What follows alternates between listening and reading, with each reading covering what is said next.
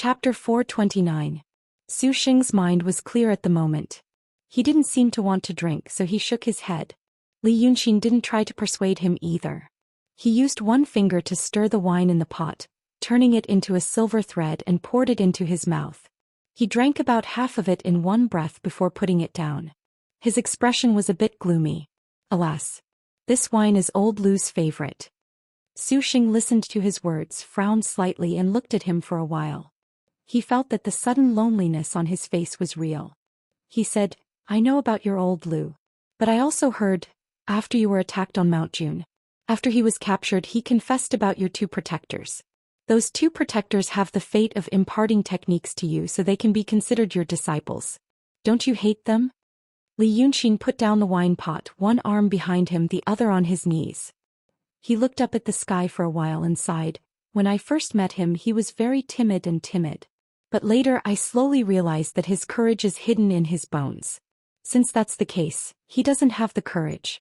If he has the courage, he will be bigger and more ruthless than anyone else. After saying these words, he was silent for a while. Then he looked down at Zhou Xian and said seriously, "If it were me, I would do the same." Zhou Xian frowned. "Confess about your two disciples, to save your own life?" Li Yunxin smiled and shook his head. He confessed them not for his own life but for mine. Zhou Xian, who had recultivated the 7 emotions and 6 sensory pleasures, had an unusual curiosity about all kinds of strange emotions in the world. Now that he heard Li Yunxin's words, his interest was piqued. "What do you mean?" Li Yunxin hesitated for a while and looked at him. Zhou Xian was slightly surprised, then he understood and sneered. "Just now, when your life was hanging by a thread in the fire cloud, when you asked me about the immortal's curse, you didn't guard against me, but now you're wary?" Li Yunxin smiled. "Fine. I mean, the situation that day. When he and I were ambushed, we were completely defenseless. I'm a weak person and I've lived in fear until now. It's only because many people didn't care about me in the beginning, and I could always get more information. That's why the situation at that time was extremely dangerous. If I wasn't careful, I would have really died. I understand this, and so does Lu Gongzan. So in the end, I couldn't protect him and he borrowed my dragon palace to escape. I couldn't take him away either. If I take him with me, he will be a burden. There is a burden. Either he will be killed by the cultivator who is chasing me, or he will be killed by the cultivator who is chasing me. With his realm, if he gets involved in that kind of thing, there's no way he can survive. So there's only one choice: he stays there. Perhaps there's a 10% chance of survival. Those cultivators, they've all become demons.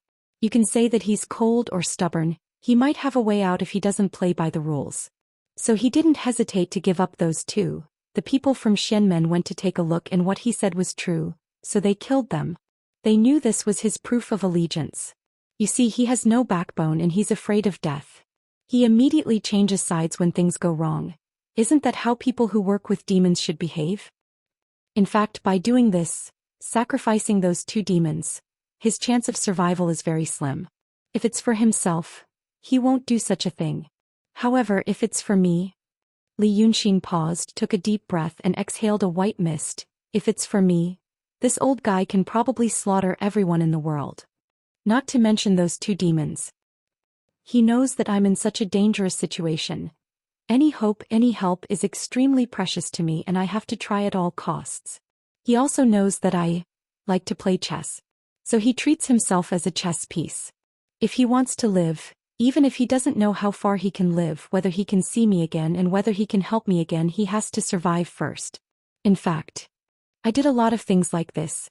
Regardless of whether it's useful or not, as long as I feel that it's possible, I'll casually make a move. Perhaps it'll come in handy at some point. So I used the lives of those 2 demons and my own life to gamble." Hearing this, Zhou Xian frowned. "Did you think of all this yourself? How can you be sure that he really thinks so?" Li Yunxin raised the wine pot and drank the remaining half pot of wine in one gulp. He let out a long breath and looked at Zhou Xian from the corner of his eyes. "Otherwise, how do you think I know that golden light brought a Dao tool to Mount Chuyun?" Zhou Xian was surprised. Could it be? Li Yunxin put his finger on his lips and shushed him. "Are you afraid that the people outside can't hear you?" Zhou Xian shut his mouth.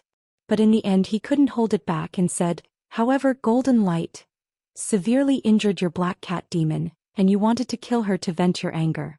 This Lu Gongzan gave up 2 of your generals. What do you want? Li Yunxin slowly squeezed the empty silver pot in his hand into a small ball, and was silent for a while. I don't know. Say, this kind of thing. Zhou Xian sighed. I really want to see with my own eyes what you'll say to him after you see him and how you'll deal with him. This kind of thing is really a rare and strange sight. My heart is itching to hear this. Li Yunxin was stunned, and then he smashed the silver pot in his hand. You're AF * king pervert, aren't you? He smashed it to the side, and Zhou Xian was able to avoid it in time. He didn't find it strange. Instead, there seemed to be some kind of subtle atmosphere slowly spreading between the 2 of them. One was a former saint who had dispersed his cultivation to recultivate. The other was a peerless demon who had always been lonely. But tonight these 2 people who were supposed to be irreconcilable enemies were chatting and laughing under the moonlight. Who knew how long such a time would last? And so, almost an hour had passed. The Allied army's campsite that was originally far away was ablaze, as if it was on fire. But now the fire was getting smaller, the human voices were also gradually quieting, and the situation seemed to be under control. Xianxia and the true state cultivators had profound cultivation base. But slowly some of the cultivators in the place of the outer fringe started to feel resentful. That demon had tortured and killed a Kenzo cultivator in front of them. But now he was sitting leisurely in the prohibition spell, and he would even laugh occasionally. How arrogant and unreasonable was he? But they could only watch from here. The more they watched, the angrier they were. Therefore some people stood up and sat quietly impatiently. Some people did this and some people followed suit. In the end, the cultivators in the place of the outer fringe gathered in groups of 2s and 3s, and discussed in low voices. They thought that such a passive wait had really lowered the Xuanmen's morale. Moreover, the great war with the demon was imminent. If the demon attacked tomorrow, wouldn't this long sun be able to escape? He was obviously right in front of them, but he had escaped in vain. This kind of thing, who could endure it? But just as the crowd was getting excited, a sharp-eyed person suddenly pointed to the northwest horizon and said, "Someone's coming." For a moment, dozens of divine senses were cast in that direction. The black tower that the cultivators built at the front line was originally at the northeast of this place. Obviously, the person who came was not a visitor from the Black Tower. The northwest was the direction of Cloud Mountain. But even so, these cultivators in the place of the outer fringe frowned slightly. There seemed to be a trace of doubt in their expressions. This was because the cultivators of Daotong and Kenzo, although their main cultivation methods were different, their spiritual power and aura were extremely similar. In the words of the Xianmen, it was possessing a noble and righteous aura in one's chest. But the person who came did not purposely conceal her aura. Instead, she purposely released it as if she was afraid that someone would harm her without distinguishing between friend and foe. But the problem was, even so, his aura was still very puzzling. There was some noble aura of the Xianmen, but there was also some demonic aura. These cultivators in the place of the outer fringe were puzzled, so they looked at the 4 connoisseurs who were still sitting quietly. Xianxia and the 3 true state cultivators did not have any strange expressions, so they were slightly relieved. After waiting for the time it takes for half an incense stick to burn, they could see the appearance of the person who came from the faraway horizon. Then they were slightly surprised. The person who came was a female cultivator, but she did not wear a Taoist robe. Instead, she wore a red and green robe. Ordinary people would always look tacky if they wore red and green. However, this person who came from afar wore the red and green with liveliness, like the green leaves in midsummer contrasting with the blooming red flowers. Not only was there liveliness, but there was also a hint of enchantment. The instrument she was sitting on was not just any other instrument. It was a red-crowned white crane. The crane spread its huge wings and flew over slowly. The woman's robe also fluttered in the wind. Coupled with the water-like moonlight, she truly looked like a fairy that had descended to the mortal world. The female cultivator quickly arrived outside the inhibition formation, and was only a stone's throw away from the cultivators in the place of the outer fringe. Seeing their doubtful expressions, and some of them even started to cast a spell, she quickly waved her hand on the crane and said, "Stop, stop, I am from Yunshan." Her tone was youthful and lively, which was not common among the ordinary cultivators in Yunshan. Seeing that she did not mean any harm and her appearance was pleasant, A male cultivator in the place of the outer fringe said, "Fairy, you are from Yunshan? How come I have never heard of such? At this point he did not know how to describe it. The female cultivator covered her mouth and giggled. "It is normal that you have never seen me before. I am neither Daotong nor Kenzo, but a pitiful girl who does not belong to any sect. I'm just a pitiful girl who doesn't belong to any sect. Where are you going to see me?" The people who did not belong to Daotong or Kenzo on Yunshan were the mortal servants on the mountain. However, this woman could fly in the air, which showed that she was also a cultivator in the place of the outer fringe and not a mortal. The cultivator who asked the question was puzzled, but someone behind him was startled and said, "She is Taoist priest Dan Qing." For a moment, everyone was stunned and then they all quieted down. Taoist priest Dan Qing was a painting cultivator. There were painting cultivators on Yunshan, but there were very few of them, and they were worshipped by the various grotto heavens. Most of the paintings used by the low-level disciples on Yunshan were created by these painting cultivators. These people's identities were very special. Firstly, their skills were indeed useful. Before the art of painting was completed, there was only one way for cultivators to pass through the tribulation. It was to leave the mountain to train. Now that there was such a simple method, they would not let it die in vain. Chapter 430. However, on the other hand, the art saint joined the devil, and the art sect also became a devil path. It was erased from the history books and no one was allowed to mention it again. The identity of these Taoist painters was also sensitive. The cultivators of Daotong and Kenzo all had Taoist names, but the Taoist painters didn't have Taoist names. They were only called by their names. These people usually lived like princes, but in fact there were many restrictions on their words and actions. It was not an exaggeration to say that they were well-treated prisoners. Therefore many cultivators knew that there were a few Taoist painters on Cloud Mountain, but no one had ever seen them.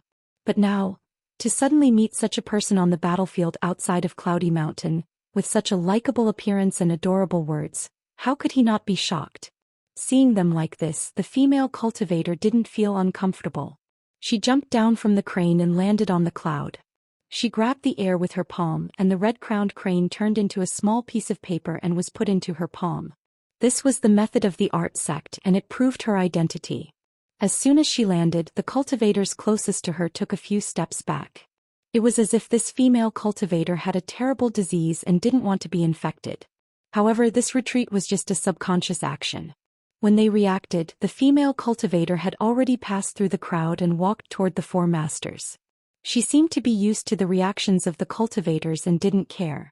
However, there was a faint smile on her face as if she was just walking through a group of fellow disciples.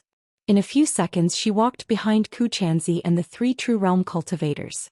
She stopped 3 or 4 steps away from them. She didn't salute them but bowed like a mortal. "Mortal girl Xianxia is a saint, and I have news for sect leader Xianxia." There were naturally female cultivators among the cultivators. However, there was no difference between female and male cultivators in Daotong and Kenzo. They all had to abandon their sexual desires. They were also particular about righteousness.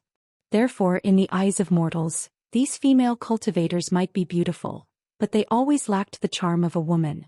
The same group of male cultivators stood together and at a glance there was no difference between them. They were all just cultivators.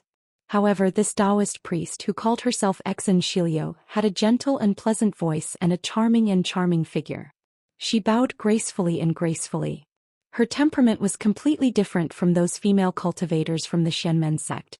On the other hand, many cultivators in the transcendent state who had yet to go through the love tribulations were slightly tempted. Then he heard her claim that she had sent news for the saint. After a moment of shock, he was delighted. Did it mean that the 2 sages on Cloud Mountain had learned of what happened here and were enraged, so they asked this female cultivator to send the message, to kill that demon on the spot? Xianxia and the 3 True Realm cultivators didn't answer her immediately. After sitting for a while, the Langya Paradise's sect master said, "Ling Jizi. Ask her what news the saint has sent." Ling Jizi was the name of a transcendent state cultivator who stood next to Xianxia. While the other cultivators had avoided this woman, Ling Jizi had not. It was as if he thought it was beneath his status to let her. However, Xianxia didn't talk to Xianxia directly. Instead he asked her to ask his name. Only then did they remember that Ling Jizi was Ku Chanzi's grand disciple. Ku Chanzi's former disciple was Qing Kongzi, the sect master of the Nine Heavens Divine Thunder sect in Daotong. Qing Kongzi was Ling Jizi's Taoist master. A month ago, when several sects raided Lord Dongting Mountain, they used Qing Kongzi's Dharma treasure to attack Li Yunxin. After that, Qing Kongzi was killed by Li Yunxin in the wild forest. Now Ling Jizi had lost his master and only had Ku Chanzi as his grandmaster. Ku Chanzi seemed to disdain talking to Xianxia. This was surprising. A profound realm cultivator's heart was like an ancient well. How could he have such a deep prejudice? After receiving the grandmaster's order, Ling Jizi's face turned serious and he was about to ask Xianxia. However, the female cultivator didn't wait for him to ask and said, "Sect master. The sages have announced that the demon Li Yunxin has come to surrender. If there is any conflict, please show some courtesy. Bring him to Cloud Mountain and the two sages will make a decision." When she spoke, she was neither servile nor overbearing and had a smile on her face. Her voice wasn't loud, but it was very clear. Even Li Yunxin could hear it. When he heard these words, he turned his head and looked at the sky. He saw that Xianxia was also looking at him and she blinked her left eye quickly. This unexpected and playful action stunned Li Yunxin. He didn't even care about the news of the sages that she brought. This woman who called herself Xianxia. What's going on? The cultivators outside the restriction were also stunned. They had thought that the sages wanted to kill the demon. They didn't expect that they would be polite to him. The demon had killed the head of a sword sect. How could they be polite to him? For a moment all the turbulent emotions disappeared. They all held their breaths in silence and turned their heads to look at Ku Chanzi. They didn't dare to say anything about the news from the sages, so they could only pin their hopes on the sect master of the Langya cave abode. But it was hard to tell whether Ku Chanzi was surprised or not. He was silent for a full 3 breaths before he said, "Ask her. Why did she exchange glances with that demon?" Before this, almost all the cultivators' eyes were on her. She blinked at Li Yunxin as if no one else was around and they all saw it. However, they were so shocked by the news that they didn't have the mood to think about it for a while. Now that Ku Chanzi said so, they realized that it was indeed very strange. Ling Jizi's face darkened and he was about to ask again. Xianxia didn't wait for him and said with a smile, "Because I cultivate painting Taoism. I've been on Cloud Mountain for many years and I haven't seen any fellow disciples. Now that I heard that the demon also cultivates painting Taoism, I feel close to him for no reason." "Sect master, don't you feel close to your fellow disciples?" Everyone's expression changed. How dare she say these words in such a dignified manner? This time, before Ku Chanzi could say anything, Ling Jizi poured out his anger for being ignored twice. He frowned and shouted, "Close? Do you know that this demon killed the head of the Golden Light sect an hour ago? How could you feel close to such an evil person?" Really. He rarely got angry. Therefore he couldn't find any appropriate words to express his feelings at this moment. But Xianxia twisted her sleeves with her fingers and covered her mouth, laughing. She lowered her head slightly and rolled her eyes. "But I'm a witch of the unorthodox path. It's not strange for me to feel close to a demon. Don't you think so, Sect Master Ku Chanzi?" Ling Jizi originally wanted to say that she was a witch of the unorthodox path. However, she was the envoy of the sages, so it was hard to say. Now this woman admitted it calmly and she seemed to be quite proud of herself. This made people even more depressed and they didn't know what to say. At this time, the curiosity and affection the cultivators had for Xianxia were all gone, leaving only disgust. No wonder the Taoists of Xianmen strictly forbade contact with these painting Taoists. Now what painting Taoists were obviously evil Taoists. Chapter 431. Ku Chanzi finally opened his eyes after hearing her shameless words. But he didn't look at her. He only looked at Li Yunxin from afar. "Humph. The sage must have other plans since he can tolerate a witch like you. You are arrogant today, but you will be punished in the future. I won't argue with you for now. But be courteous." He sneered. "Even if we are courteous, do you think this demon dares to come out of this prohibition? If you can persuade him and ask him to come out." "Humph, it won't be too late for me to make other plans." The 3 true state cultivators were speechless when they heard this. The Taoist priests and swordsmen in the place of the outer fringe were slightly excited. Master. However, Ku Chanzi stood up and waved his hand, no need to say more. Their conversation was heard by Li Yunxin. Some of it was originally for him to hear. For example, Ku Chanzi's last few words were quite threatening. Su Sheng blinked in his sleeve. Do you really dare to go out?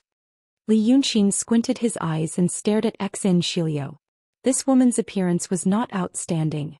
That was for him. The women he had seen by Yunxin, Ling Kongzi and even Red Lady, were all rare beauties in the world. Now he gave Xianxia an evaluation of not outstanding. If it was in other places, it was enough to be called beautiful like a flower and the moon. Although her appearance was not outstanding, her temperament was especially special. Now that Li Yunxin's state of mind was broken, he was not as cold as before. Therefore he took a few more glances at her. After hearing Su Sheng's question, he thought for a while. Humph. Ku Chanzi is just being stubborn. It was not that the Taoist priest in the mystic state was afraid of him. He was afraid of the sage. He had experienced how the Taoist priest in Daotong talked about the two sages when he was at the Dongting. At that time he had just killed Yunzi and reached the true state. He is held hostage by Lord Dongting, a monster in the mysterious realm, and Kun Wuzi, a Taoist in the mysterious realm. However, he took advantage of the situation and used the excuse that the jade slip was related to the secrets of the two saints to scare Kun Wuzi into throwing the jade slip back to him. It could be seen that Daotong's Xinjing Taoist was truly in awe of the two sages. Now that Ku Chanzi was sitting in Kun Wuzi's previous position, there shouldn't be any difference. But there was one thing: who knew if those people were acting or not? For example, he could get a female cultivator from somewhere and have her disguise as Taoist painting priest Xianxia. Then he would put on a show with this group of people, pretending that he had no choice but to obey the saint's order to trick him out. Then he suddenly changed his expression, laughed out loud 3 times and blasted them to smithereens on the spot. If it were him, he would have done so. Thus he gently shook his head. But let's just take a look. After saying this, Xianxia bowed to Ku Chanzi again. She seemed to be thanking the lord of the Langya cave abode for being reasonable and giving her this opportunity. Then she turned to look at Li Yunxin, and Li Yunxin also looked at her. After looking at each other for 2 breaths, Xianxia opened her mouth and said with a smile, "You demon, why don't you come out? Are you afraid that it's a trap?" Li Yunxin didn't say anything. The female cultivator said again, "Why don't you think about why you didn't die tonight? What's there to be afraid of when you see me?" To the cultivators there was nothing to criticize about her words. They were just weak persuasion. However, to Li Yunxin, the fingers under his big sleeves moved slightly. There was a hidden meaning in his words. Xianxia had made the cultivators angry and speechless with just a few words, which showed that she was sharp-tongued. So at this time, to persuade an extremely vigilant demon, every word must be carefully thought out, and there would be no need to mix in some unimportant nonsense. But she added the word inexplicable. This phrase was worth pondering. In the eyes of the people of the celestial sect, it was probably understood as, the demon was surrounded well, and suddenly a Taoist priest in painting came and inexplicably wanted to let the demon go. However, to Li Yunxin he felt that it should refer to something else. If one were to talk about inexplicable things, the most inexplicable thing that happened to him tonight was the sudden gathering of a sufficiently strong power of will from the Wei River, pushing him to the level of a perfected master in one go. Otherwise he would have to spend more effort to kill the golden light, and he wouldn't be so relaxed now. Is this what she is referring to? He calmed himself down. His face was calm, but he had already paid attention to what she was going to say next. Seeing that he didn't respond, Xianxia sighed. "Okay. You don't trust me, but don't you trust the people who sent me here? Now that you think about it, don't you think you've done what they promised you?" Hearing this, Li Yunxin's pupils suddenly dilated and he almost frowned. How could this little girl be so bold? He heard her say inexplicable before, and she was thinking about the burning incense at Wei River, so he knew that maybe Munanja's people made a move tonight and cooperated with him. So he thought, could this little girl be Munanja's spy in the celestial sect? This idea was shocking and bold enough. But it wasn't impossible. The Freemasonry could almost control the celestial sect. And Munanju, who had been secretly competing with them, didn't have any clever tricks? It was reasonable for the two sides to send spies to each other. Unexpectedly, as soon as he had this idea, Xianxia said, "The people who sent me here, and what they promised you, the people who sent her here were the two sages and the two sages, but they didn't promise anything to him." Li Yunxin. Then, the hidden meaning was in line with his bold conjecture, wasn't it? Mu Nanju had promised him to subdue Wei River for him. Didn't she mean the two sages, but Mu Nanju's people? But she said it so openly, just like how she had admitted that she was a demonic woman of the unorthodox path before. How dare she? Her words not only surprised Li Yunxin, but also surprised Ku Chanzi and the other cultivators. The Langya cave abode master frowned and shouted, "What are you talking about? What's the matter?" The profound realm masters felt that something was wrong, so they were on guard. The pressure from this was unbearable for ordinary people. But Xianxia's expression didn't change. She just smiled faintly and said, "Do you want to ask me about this? Of course I'm talking about the sages." The saint had already talked to this demon before and even promised him a few things. "If you don't believe me, you can ask the sages yourself." Only Li Yunxin knew that what she said to Ku Chanzi was all nonsense. This woman, in front of so many cultivators, she directly put the blame on the two sages, and her expression didn't change. Who would believe that she was lying? This kind of psychological quality. He took a deep breath. How come he had never heard of such a person before? Hearing her words, Ku Chanzi froze for a moment and then turned his face away from her. It seemed that he had known Xianxia before and now he believed her words. Chapter 432. Ignoring the uproar of the cultivators behind her, Xianxia looked at Li Yunxin again. "Demon, since you are willing to forsake the darkness for the light, tonight is a great opportunity for you. You call yourself the Wei River Dragon King, but it's just an empty title. Whether you can become a king or a marquis depends on whether you can seize the opportunity tonight. Are you still going to hesitate and wait for this Ku Chanzi to kill you?" 3 breaths later, Li Yunxin gently waved his sleeve, put Zhou Xian away and stood up. Xianxia was indeed a spy of Nanmuju lurking in Xianmen. He had made sure of it. Become a king or a marquis. The master of Nanmuju had asked by Mo to pass a message to him, saying that the current battle was the battle of the marquis between the major forces. With his strength alone, he was not qualified to participate in this battle. He had asked by Mo to reply to the master of Nanmuju, saying that he would talk about cooperation with Nanmuju during the battle for the throne. Now Xianxia's become a king or a marquis was simply the most straightforward way to express what had happened that day. This was the third code word. She had used this method to eliminate all the uncertainties and clearly told herself that she was a member of Nanmuju. This woman was courageous, meticulous, and cunning. He stood up. Ku Chanzi's expression changed slightly, and the other cultivators were also surprised. It was hard to imagine that someone could persuade this demon so easily with just 3 sentences. One should know how fierce this guy was. Although Zhou Xian was kept in his sleeve, he still asked, "Are you really going out?" Li Yunxin squinted at Xianxia for a while and said in a low voice, "I have a good reason to believe that she is an ally. The reason to believe that Ku Chanzi will not kill me is also good enough. I can't hide here forever. Moreover, there is no perfect thing in this world. What about you?" After saying this, he raised his hand and slowly pointed in the void. Every time he touched it, there would be a mysterious light and a fine, indistinct pattern would appear around it. It was like a spider web. Thus, the 36 ghosts behind him gradually shrank, and finally became 36 small light spots, all of which melted into the palm of his right hand. 36 tiny golden stars formed an extremely faint ring in the center of his palm. When Zhou Xian saw this, he seemed to be slightly surprised. "You refine it?" The golden light refined the golden swords transformed from 36 ghosts into the ocean of qi and mountain of snow, but it was pulled out and its cultivation was greatly damaged. She had thought that this was a lesson to be learned from the mistakes of others, but who knew that Li Yunxin would do the same thing now? Although it was not refined into the qi si, it was roughly refined into the zhongzhu and higu acupoints, which could be considered as deeply entering the divine soul.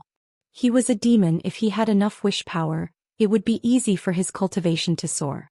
Moreover, Zhou Xian knew that he was full of tricks, so it would not be difficult for him to swindle some incense and wish power. Besides, he was a demon among the demons and his body was extremely strong. Why did he have to refine a magic treasure into his soul and leave a weak point? Li Yunqin did not answer him. With a flip of his left hand he took out a few other treasures. They were the deity cloak, the cloud collecting platform, the Tiandi mirror and the world mirror. These 4 treasures formed a Dao treasure, and were his spoils of war tonight.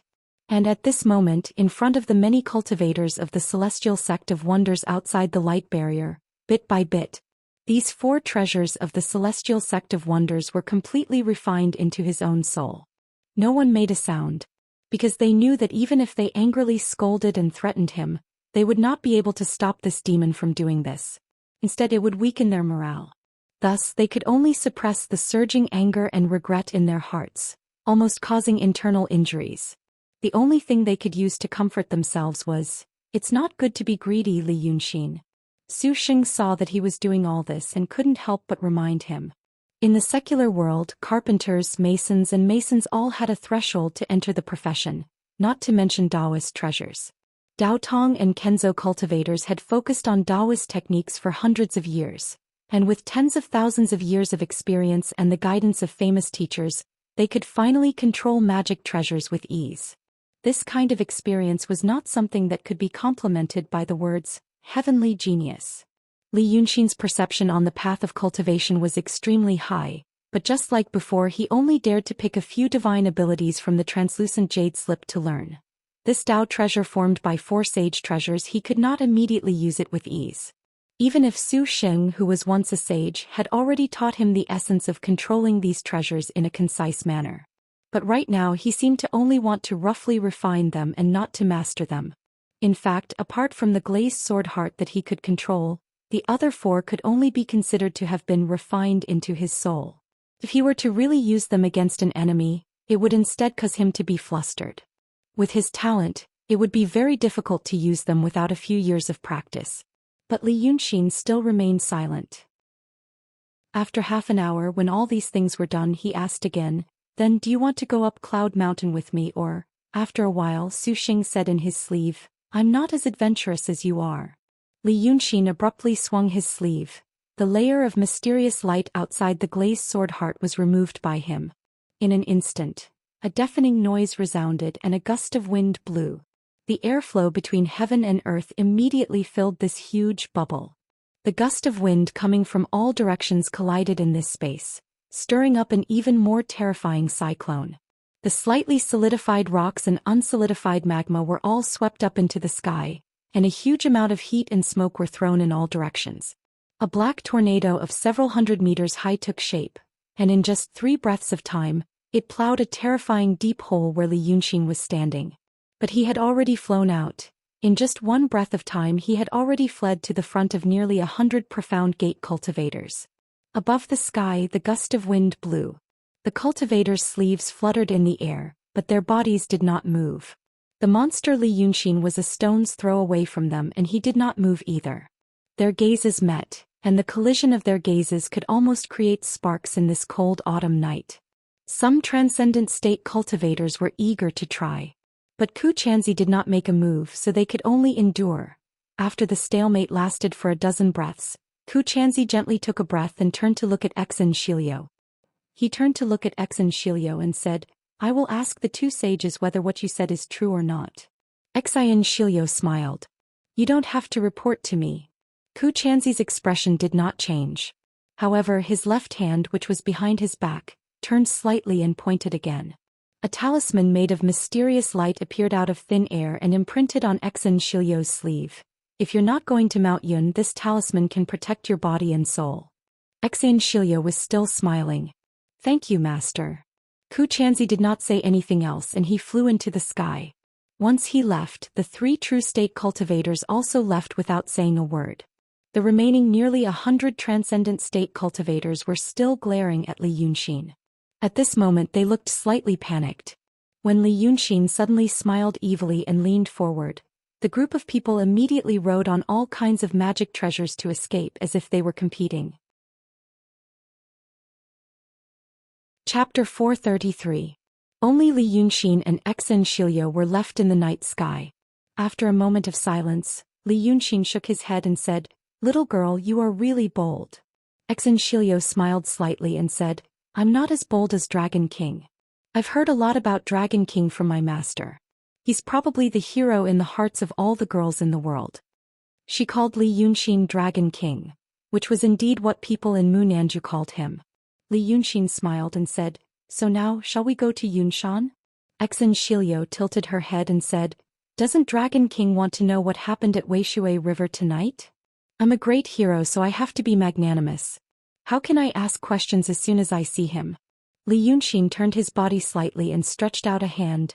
Please. His behavior was called gentlemanly in his previous world. Although it was not so particular here, sometimes body language was always the same. Xianxia understood and smiled again. She seemed to think it was also very interesting, so she turned around happily. The two of them flew in the sky side by side and went higher. Just like that they soared. When the ground was far away and the fire on the ground was only a small dot of light, they turned and went northwest. At this moment Li Yunxin asked, So what happened at Weishui River tonight? It was only a quarter of an hour. Xianxia heard his question and laughed. So Dragon King is so impatient. High up in the sky the wind was fierce and the temperature was extremely low. Li Yunxin was a demon, so he was not afraid of such cold and wind. Xianxia was a human, so she summoned the red-crowned white crane. As soon as the crane appeared, the surrounding cold wind was immediately repelled. The two of them were immediately wrapped in a ball of warmth, as if they were bathing in the spring night. Li Yunxin was silent for a moment. He looked at the crane she was sitting on. Is this the crane in the Pine and Crane Prolonging Life painting? For example, teachers in the secular world would always have a few examples to teach them how to read and write. When it came to the art of painting, there were also some paintings that were often used to teach new students. Paintings like the Eternal Pine and Crane painting were commonly used by painters in the secular world. Taoists in painting also used them. When Li Yunxin was young, his parents had taught him the same thing. But now he saw this familiar thing. In fact, it was a slightly complicated feeling. He used to think that he was the only one in the world who cultivated the art of painting. After becoming a demon, he was also alone, his shadow hanging by itself. But tonight, this young lady who also cultivated in the painting Dao had suddenly appeared. Furthermore, she had said something about being friendly, and was on the same front as him. For a moment he felt a little emotional. It was like walking in the vast wilderness and suddenly meeting one of their own. Moreover, compared to the art saint who was well known but illusory, this kind of person was very vivid. Xianxia winked a little playfully and patted the back of the white crane lightly. Dragon King is a master of painting. Could it be that my methods are also worthy of your discerning eyes? Very good. Li Yunxin commented briefly. Xianxia smiled again. Then I will have the confidence to tell Dragon King what happened tonight. Dragon King should know that we have already subdued the Wei River for you. We have also made arrangements in many places and are ready to act at any time. We are just waiting for a word from Dragon King. When she said this, there was still a smile in her eyes. She was very much like a lively young lady. Now that she had seen her favorite hero, joy flowed from her eyes. But Li Yunxin only nodded. Who would believe that she was just a lively young lady? That kind of young lady could not be a spy of Munanju, sneak into Xianmen, no, sneak into the Freemasonry and get close to the fake saint. Such a woman's thoughts must be extremely terrifying. Under this beautiful appearance, perhaps there is a heart of a snake and scorpion, Li Yunxin said to himself in his heart. Then he let out a light breath. He observed her carefully while listening to her continue. So tonight, in all the temples along the Wei River Dragon King's 100-foot dragon body appeared at the same time and rain fell. Xianxia said slowly, at the same time looking at Li Yunxin's expression. And our people stirred up the public opinion everywhere. When the people saw this, how could they have any other thoughts? They naturally believed it without a doubt. But tonight, for the sake of the Dragon King, many of the spies that had been planted long ago had appeared. Some of them will be used as spies in the future and some can't be used anymore. Roughly estimating, it involves no less than 10,000 people. Maybe more than 1,000 people will die. Xianxia sighed in a low voice. And all this is just to help Dragon King succeed tonight. There was only a faint smile on Li Yunxin's face and no emotion could be seen. Hearing what she said, he thought for a moment. You are a painter. So, the 100-foot dragon body was painted by you? It's a shame. Xianxia pursed her lips and smiled, looking down at Li Yunxin. There was a hint of shyness in the smile between her eyebrows. But this shyness was not hidden like that of ordinary women. Instead, it was exposed, which made her strangely attractive. Now that I'm closer and have a closer look at you, Dragon King, I realize how handsome you are. Before this, I only saw Dragon King once from afar. Those original paintings of the 100-foot dragon body were made by me thinking about that side. Before this, they were stored everywhere along the Wei River waiting to be used. Looking at them now, how can they compare to you now? You've seen me before. Li Yunxin frowned slightly. It was not a good feeling to know that such a woman had secretly observed him. When I was in Qingdu, I saw you from afar. At that time there was a dog-headed Taoist beside you. Xianxia said this in a slightly proud tone. It was the kind of cute showing off of a girl, and it was not annoying. Ah. Li Yunxin smiled. But why did you help me tonight? I remember I said, it's not really helping Dragon King. It's helping ourselves. Xianxia combed her hair behind her ear, and her expression became more serious. It seemed that what she was about to say next was a paraphrase of someone's words, and she was very respectful of that person, so she became serious. My master said that he was very negligent when he saw Dragon King for the first time. The second time he saw Dragon King, he also accidentally messed up. So I know that Dragon King is a proud person and he doesn't like free gifts or charity. So in the future I probably have to do good things without asking for rewards. This time it's not to help Dragon King. But we found a Freemasonry spy among us. Li Yunxin raised his eyebrows slightly. Oh. But we can't find out who it is. We arranged for some people to sneak into the Freemasonry, but someone was instigated. Now we only found something unusual, but we can't find out who it is. So I need to find that person. Then I have to do a lot more things. Those things can't be covered up by ordinary means. So I need a good excuse. Dragon King made a big scene here tonight, so we will cooperate with Dragon King this time, to send Dragon King to Yunshan. In this way Dragon King also practices painting and I also practice painting. I'm also an unorthodox witch. In the future, it's reasonable to act a little absurd on Yunshan. So, she turned to look at Li Yunxin.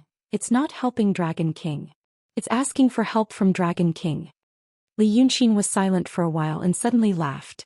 He laughed and shook his head. Xianxia didn't know what he was laughing about. Then Li Yunxin sighed. How should I put these things? For example, two people get along.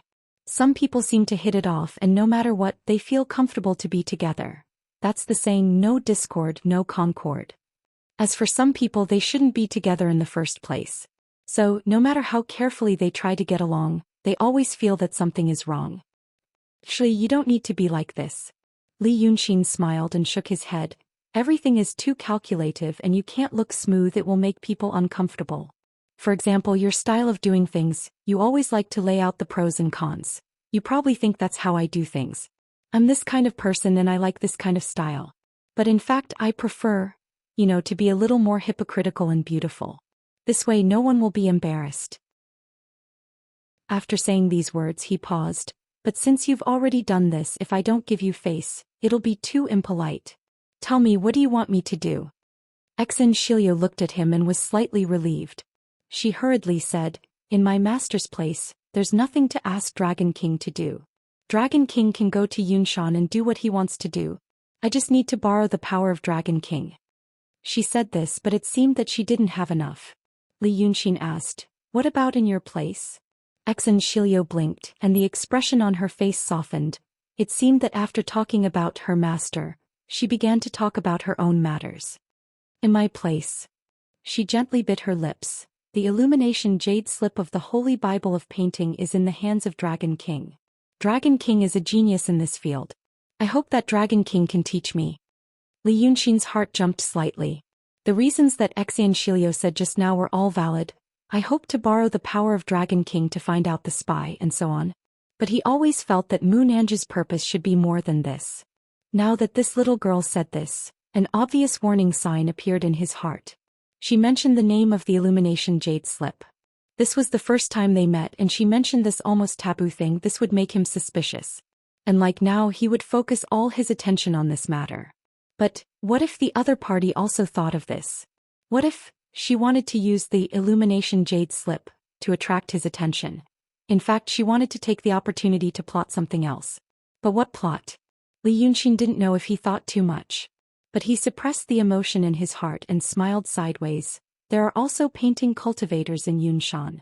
How do you inherit it? Are you from Munanju? Are you already your? Li Yunxin didn't answer her, and the little girl seemed to be a little disappointed, and the disappointment was written on her face. She opened her mouth. Did I say something wrong? I didn't have other ideas and I didn't want to do anything. She defended herself as if she felt that the more she explained, the more she made things worse. She said and laughed vexedly as though she were angry with herself. All right. Lao Wang is right. You can't talk casually with Dragon King. Every word should be in your stomach 3 times, and when it reaches your throat you should swallow it. Only when you feel that there is nothing wrong can you say it. Li Yunxin smiled but didn't say anything. Xianxia said, "Oh, okay, I will tell Dragon King first. The Taoist priests in Yunshan are selected from the mortals of Yunshan. Dragon King, do you know that there are a lot of mortals on Yunshan? About every 50 years some people will be sent down and some will be selected. I think there are tens of thousands of mortals on the mountain now. Among so many mortals, there must be some who are suitable for cultivation. I was selected because of this." At this time they didn't know how far they had flown. Looking down, the ground was dark. Occasionally there were sporadic light spots which seemed to be the towns where humans lived. However, they were as small as sparks and almost couldn't be seen clearly. Li Yunxin thought for a while. "So, you are from Munanju, so you were coincidentally chosen?" Xianxia smiled. "Dragon King laughed at me. I was not chosen because I was from Munanju. It was because I was chosen, and I happened to be from Munanju." She paused for a while. "There are many of us on Yunshan and among those mortals. 18 years ago, there were more than 2,000 children of the right age to learn painting. Dragon King, can you guess how many of these 2,000 people are our people?" Li Yunxin thought for a while. "A quarter?" Xianxia smiled. "Dragon King is really smart. A quarter. The mortals on Yunshan go in and out once every 50 years. Our people have been there for a long time. My birth parents are both from Munanju. After I was chosen, I became the chief steward of Yunshan." "That is to say," Li Yunxin frowned slightly, "if there are 50,000 people on Yunshan, there are more than 10,000 of you?" For him this was an unimaginable number. 10,000 people was comparable to the regular army of some small countries.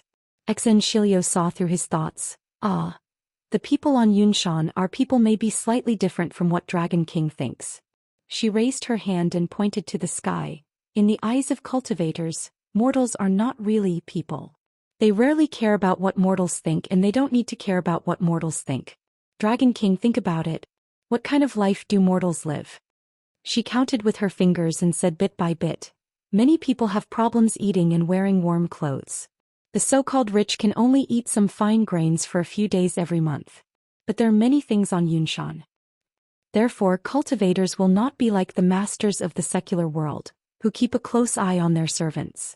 They don't care about the things mortals care about. What they really treasure mortals can't use, and secondly, they don't dare to use. The only thing they have to guard against is the scriptures. But those things, it is very difficult for mortals to get them. Therefore, cultivators don't care about many things these tens of thousands of people do. Then Dragon King should know that where there are many people there will be Jianghu. Tens of thousands of people will not live in harmony. There will always be many forces that will divide them from the inside. This was probably the first time Li Yunxin came into contact with the internal affairs of Munanju, but it was from the little girl that he met for the first time. She claimed that she was chosen to learn painting 18 years ago, so she should be around 18 or 19 years old now. 18 or 19 years old, to learn painting.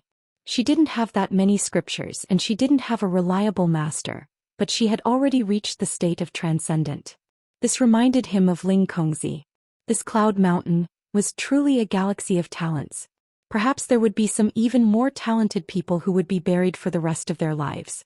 But Li Yunxin was very smart. After listening to what she said, he understood most of it. He pondered for a moment, then said, "You mean to say that these people will form cliques and factions?" For example, the people in Jing City will talk about the Qingzhou gang, the Liangzhou gang, and so on. But they don't care. Not everyone in these gangs knows that they are from the Freemasonry. Only some of the leaders and managers are your people. You can control a few points, and at the same time, it will be easier to keep secrets. Xianxia smiled and said, Dragon King, you are so smart. Her smile was indeed the merry, innocent smile of a pretty girl. This caused Li Yunxin to have some thoughts in her heart. Previously, he thought that this woman might be scheming and a terrifying opponent. He had been secretly observing Xianxia's expression just now, trying to find any trace of abnormality. But to his surprise, there was nothing wrong with this girl's expression. Everything was normal. It seemed that every frown, every smile, every word, and every action of hers were sincere. This was the second time he had seen this. The first time was with the Zither Master. The Zither Master was a profound realm great demon with a high cultivation level. He was able to plant a restriction on himself without him knowing. In his eyes there was nothing unusual, but it meant that he was terrifyingly shrewd. It was not something others could estimate. After all, he had lived for a long time. It was reasonable for him to be so cunning. If Li Yunxin couldn't see it, it meant that he was not powerful enough. At first he thought that although Xianxia looked like a young and beautiful girl, she was actually more than 100 years old. It was normal for her to be cunning. But now he knew that she was only 18 or 19 years old. An 18 or 19-year-old. No matter how much he had experienced or how much he had seen, it was impossible for him to escape his discerning eyes. This was his confidence in himself. If he didn't have this confidence, he would have died a long time ago. But was it true? He began to realize that the people he dealt with were always bad guys. Whether they were smart or stupid, they always had many tricks up their sleeves. He had been dealing with such people, and gradually he didn't believe that there were really pure and innocent people. Although it was a life-saving skill and a way to survive, it was also very sad. Thinking of this, he sighed in a low voice. You are a spy of Munanju. At such a young age, you could not show any flaws in front of a fake sage. You are very capable. The things you've done all these years can be written into a legend. Didn't you panic when you faced the Freemasons? Xianxia was stunned for a moment and then laughed. Oh, it's my fault. I forgot to tell you. I am also a member of the Freemasons. Chapter 434. Li Yunxin was slightly stunned. Huh. Xianxia pointed to herself. 18 years ago, a total of 20 children were selected to be Taoist painters. 4 of us. Dragon King also knows that the paintings we made are very useful. So more than 20 of us Taoist painters were pulled into the Freemasonry. More than 20 of us are now nominally members of the Freemasonry. Daotong and Kenzo don't know about it. And among these 20 people, I don't know who the other 3 people are from Munanju.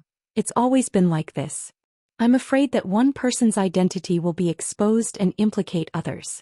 Dragon King also knows that cultivators' methods of extorting confessions are different from mortals. It's not like they can't say anything if they don't want to. Li Yunxin nodded. So, there seems to be a traitor among us. Xianxia frowned, looking very angry at the person who betrayed Munanju. Among the 2 people besides me, one was instigated to defect.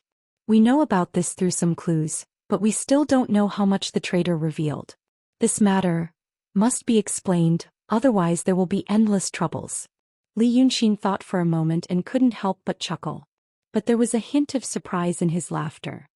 That is to say, you are now a double-sided spy. You were born in Munanju, but you were absorbed by the Freemasonry. Tonight you can work for the fake holy sage because of this identity? Xianxia looked a little proud. Yes. Then, the one who was instigated to defect is even more powerful. Li Yunxin smiled and shook his head again.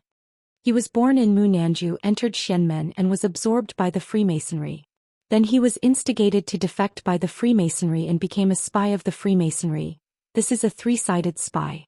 But you still don't know who this person is. So I must find him. Xianxia raised her eyebrows and said angrily. At this point, Li Yunxin's face looked relaxed, but her heart tightened. There were still no flaws.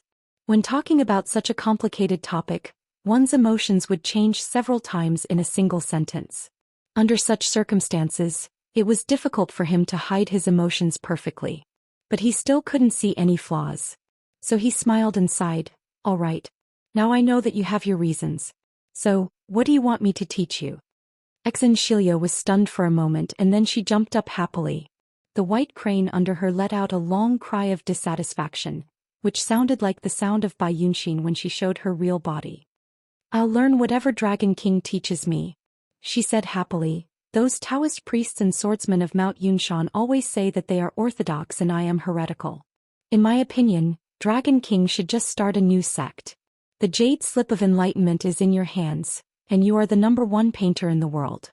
You can be the new art saint and I will be your first disciple. Whether it was sincere or not, this was indeed a happy expression that Li Yunxin rarely saw in others. So he shook his head and smiled. Not everyone can be a saint.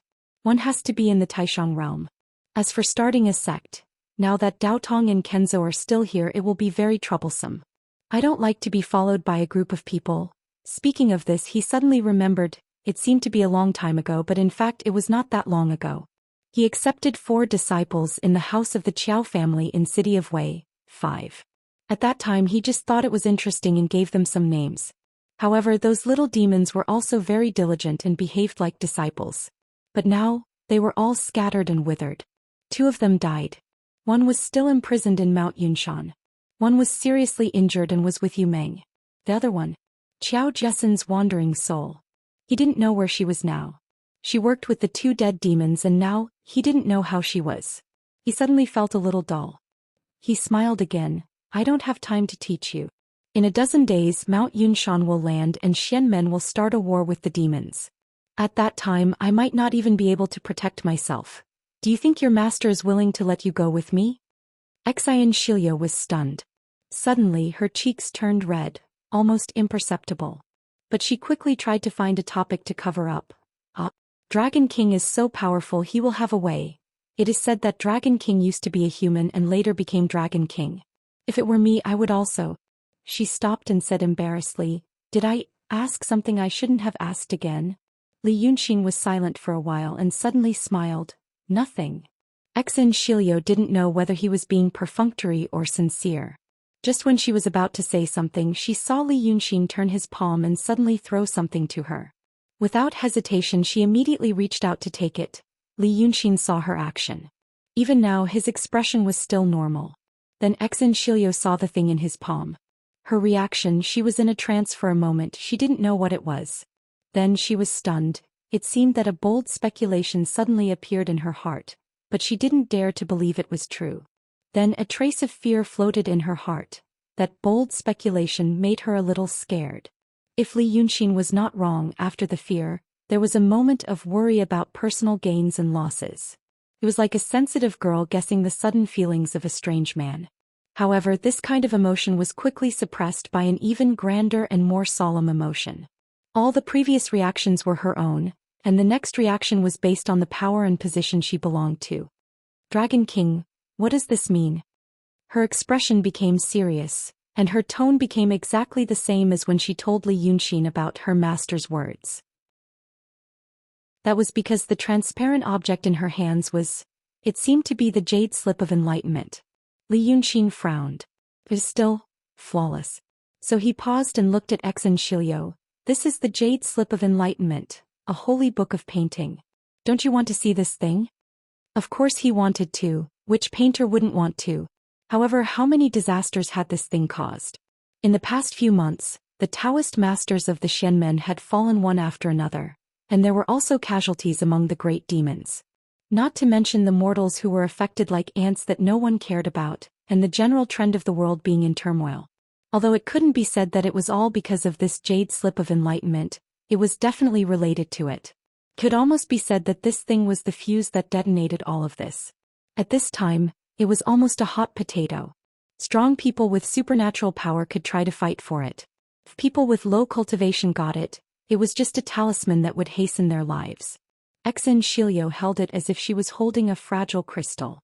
This Dragon King's treasure, how dare I accept it? She seemed to be trying hard to calm herself down. Xilio said something wrong before, Dragon King? Don't make fun of me. I'm not joking, Li Yunxin said seriously. Now I'm going to the fake sage. The 2 of them have always wanted my jade slip of enlightenment. If I bring it with me, it's equivalent to giving it to them for free. It's better to give it to you. He looked at Xianxia with a solemn expression. You'll keep it for the time being. In their eyes, you're one of them, and there's no reason for them to hide it. They won't search you, right? At this point he paused. Xianxia was stunned for a while before saying, "Oh, and you're from Munanju." Li Yunxin continued and smiled at the same time. You just said some reasons for your people to help me. After I heard it, I thought about it and felt that it made sense. But I also feel that you should have some other considerations. Although the Freemasonry and I have a feud of killing my parents, everyone knows that I, Li Yunxin, am a sinister and cunning person, right? Xianxia hurriedly opened her mouth to speak. But Li Yunxin waved his hand and stopped her. So if I can go up to Cloud Mountain alive, the Freemasonry will think that I have value and want to recruit me. It's not impossible for me to take shelter with them for the time being. You've thought of this, haven't you? That's why you helped me and made your attitude clear. Alas, Li Yunxin smiled. It's also the result I expected at the beginning. I came here to make a scene, and once the Freemasonry showed any intention of recruiting me, you guys would definitely not sit still and help me. At the same time, it also confirmed my other guess. You also have eyes and ears inside the Freemasonry. Xianxia just blinked and did not speak. So now I give this thing to you as a return for a plum. The so-called reason that you guys helped me tonight and only asked to use my identity to move freely sounds like a free favor to me. I'm not a fool. As long as you start to treat our relationship seriously, I'm willing to give you enough goodwill. This thing, just take it as my goodwill. After a while, Xianxia said awkwardly, but this, if the Dragon King is really handed to me, I will definitely not hide it. Such an important thing. Xilio has to hand it over to the master. Then hand it over. Li Yunxin said indifferently, only I know the method to open this thing. It doesn't matter whose hands it is in. Xianxia was speechless for a while. Looking at Li Yunxin's eyes, in addition to doubt and surprise, there was also a trace of other emotions. It was very rare to see a handsome person like him. Before she met Li Yunxin, the rumors about this Wei River Dragon King seemed to mainly focus on words like cunning, fierce, and ruthless. But now that she saw him with her own eyes, although she knew that he was indeed different from ordinary people, she also slowly realized that this living person seemed to be even more different from the rumors. How was he cunning and fierce? He was more like an upright and magnanimous person. At least, it was impossible for there to be a second person in this world who would casually give something like the enlightened jade slip to another girl whom he met for the first time.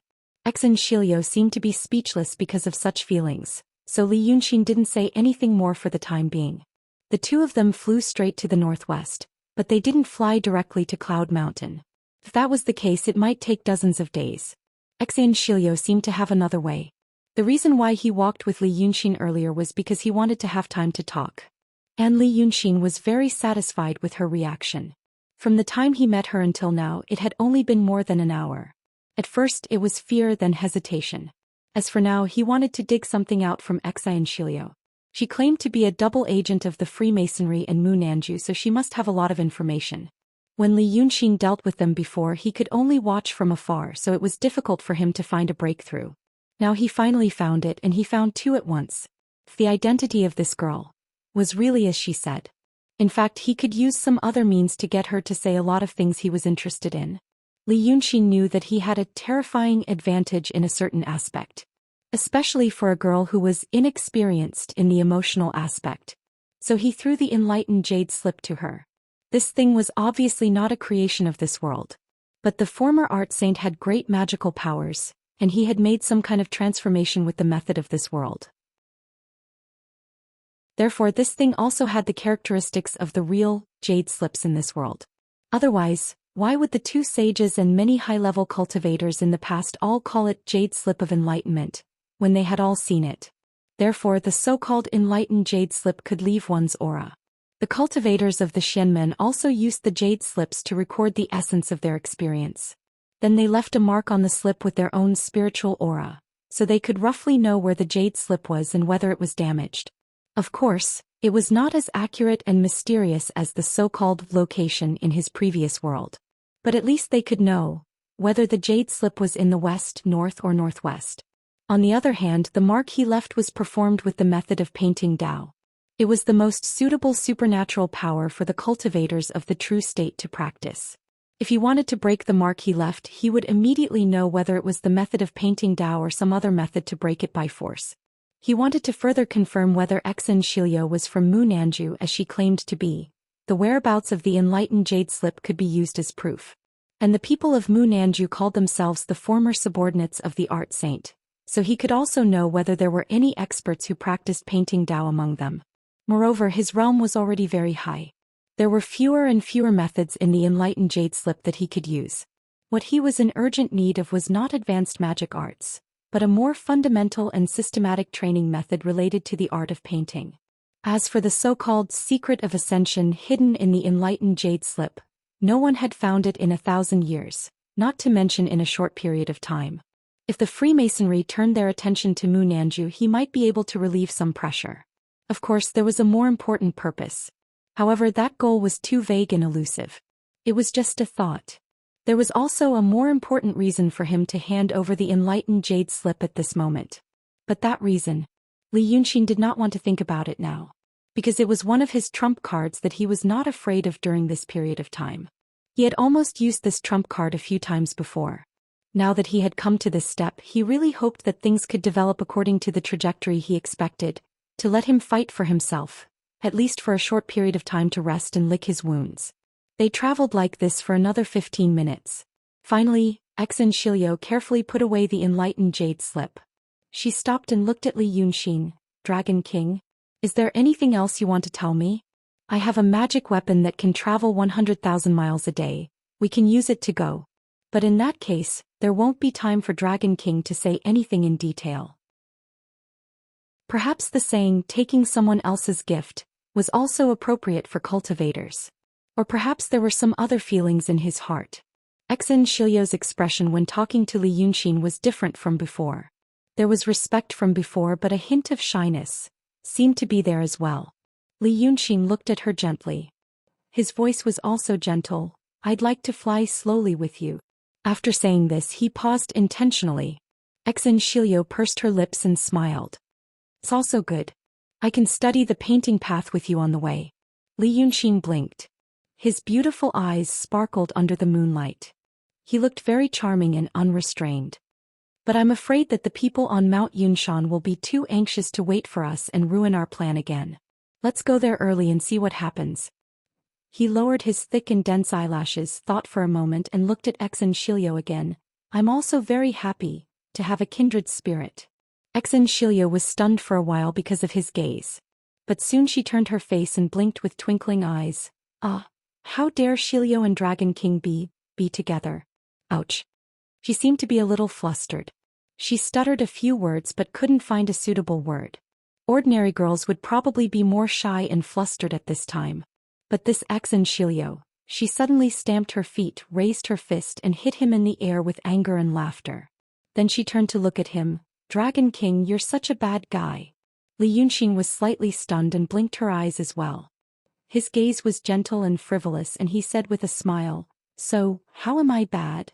Xianxia put the back of her fingers on her cheeks and looked at him from the corner of her eyes. It seemed that she was trying to cool down her slightly blushing face. I know that Dragon King likes to tease girls. By Yunxin, Red Lady, and the enchantress beside you. But Dragon King, please don't tease me just because you're beautiful and Xilio admires your broad-mindedness and means. She exhaled softly. Because I know that if I really fall in love with a person like Dragon King, it won't end well. Li Yunxin laughed. You're such a smart girl, how could you fall for my trick? Besides, how do you know that I don't really feel close because I found a kindred spirit? Xianxia pursed her lips and smiled again. A great hero like Dragon King won't care about kindred spirit or kindred spirit. Maybe it's just a spur-of-the-moment thing that I said to Xilio. Hearing her words, Li Yunxin's smile slowly disappeared. It turned into a kind of lost smile, looking a little disappointed. It seemed that he remembered an unforgettable experience that had been suppressed in his heart. He sighed with a smile and shook his head slightly. Alas. Fine. In the end, I am a demon now. People say that I'm cunning and heartless. But I used to be a human. After saying this, he looked up at Xianxia. The little girl didn't seem to expect that her words could evoke Li Yunxin's melancholy. It seemed that she didn't expect that he actually had such melancholy. She was stunned for a moment.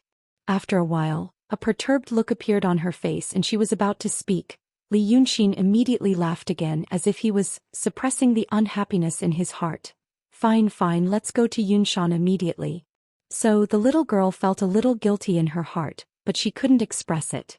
Seeing Li Yunxin's forced smile, soon the guilt slowly fermented and became stronger.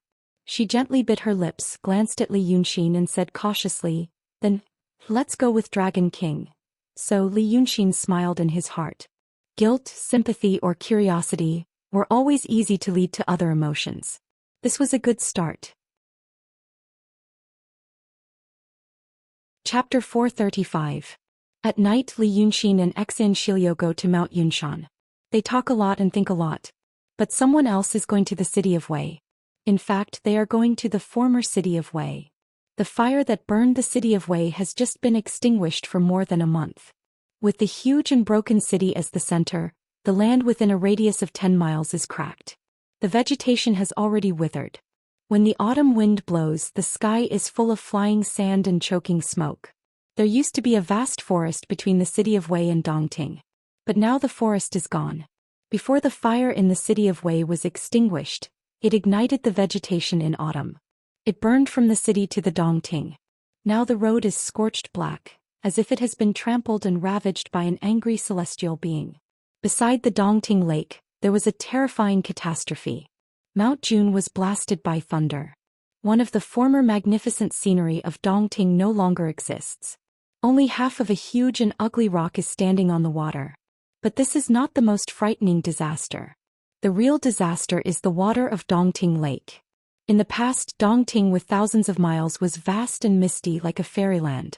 But now Dongting has almost become a dead place.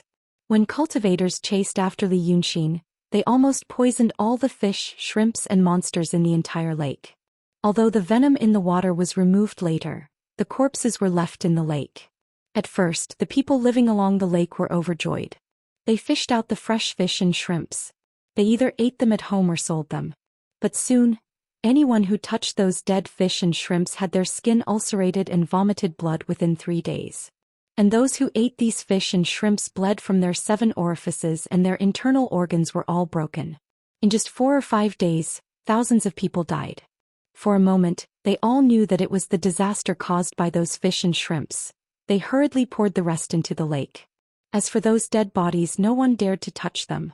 A few were buried and most of them were thrown into the lake. More than a month has passed. So many corpses are slowly rotting and fermenting in the lake. Soon all kinds of diseases have spread. Dongting becomes misty again. However, it was no longer water vapor but a terrifying miasma. The only thing to be thankful for is that Dongting can only be entered but not exited. The surging Wuxia River and several other small streams provide water for it, but it is not the source of a big river. As a result, the terrifying poisonous water and miasma only enveloped this vast area and did not spread out like it did in all directions. Even so, the entire south of the Qin kingdom still suffered a terrifying blow. The area around Dongting had been a land of fish and rice since ancient times. It was one of the food-producing areas of the Qin kingdom. Now no one dared to divert water from Dongting for irrigation. More people living along the lake had left their homes. Half of the Qin kingdom was already in a state of panic.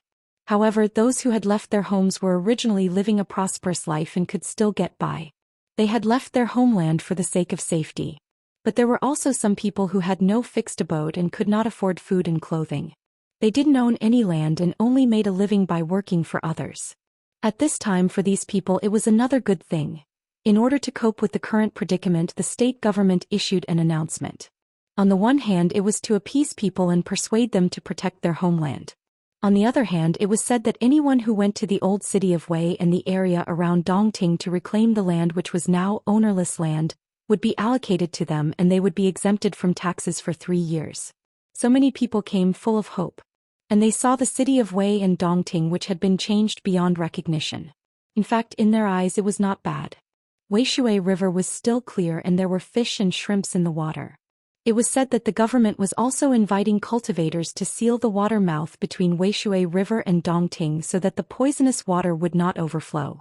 Large tracts of land were covered with the ashes of burning forests. It not only saved the effort of reclaiming land but also served as natural fertilizer. If they wanted to plant in winter and plow in spring, they only needed to dig out the roots of trees and grass in the wilderness. The workload was very small. Now it was mid-autumn. There was still time to plant some seedlings that could survive the winter before winter. With the grain provided by the government for half a year, there might be a bumper harvest next year. Such a prospect was an unimaginable happiness for many people. Therefore, there were more and more people around the city of Wei. Although there were not many people, they were gathering slowly. Tonight, 2 more people came treading through the night. They were 2 women. One was old and the other was young. In fact, the old woman was not old.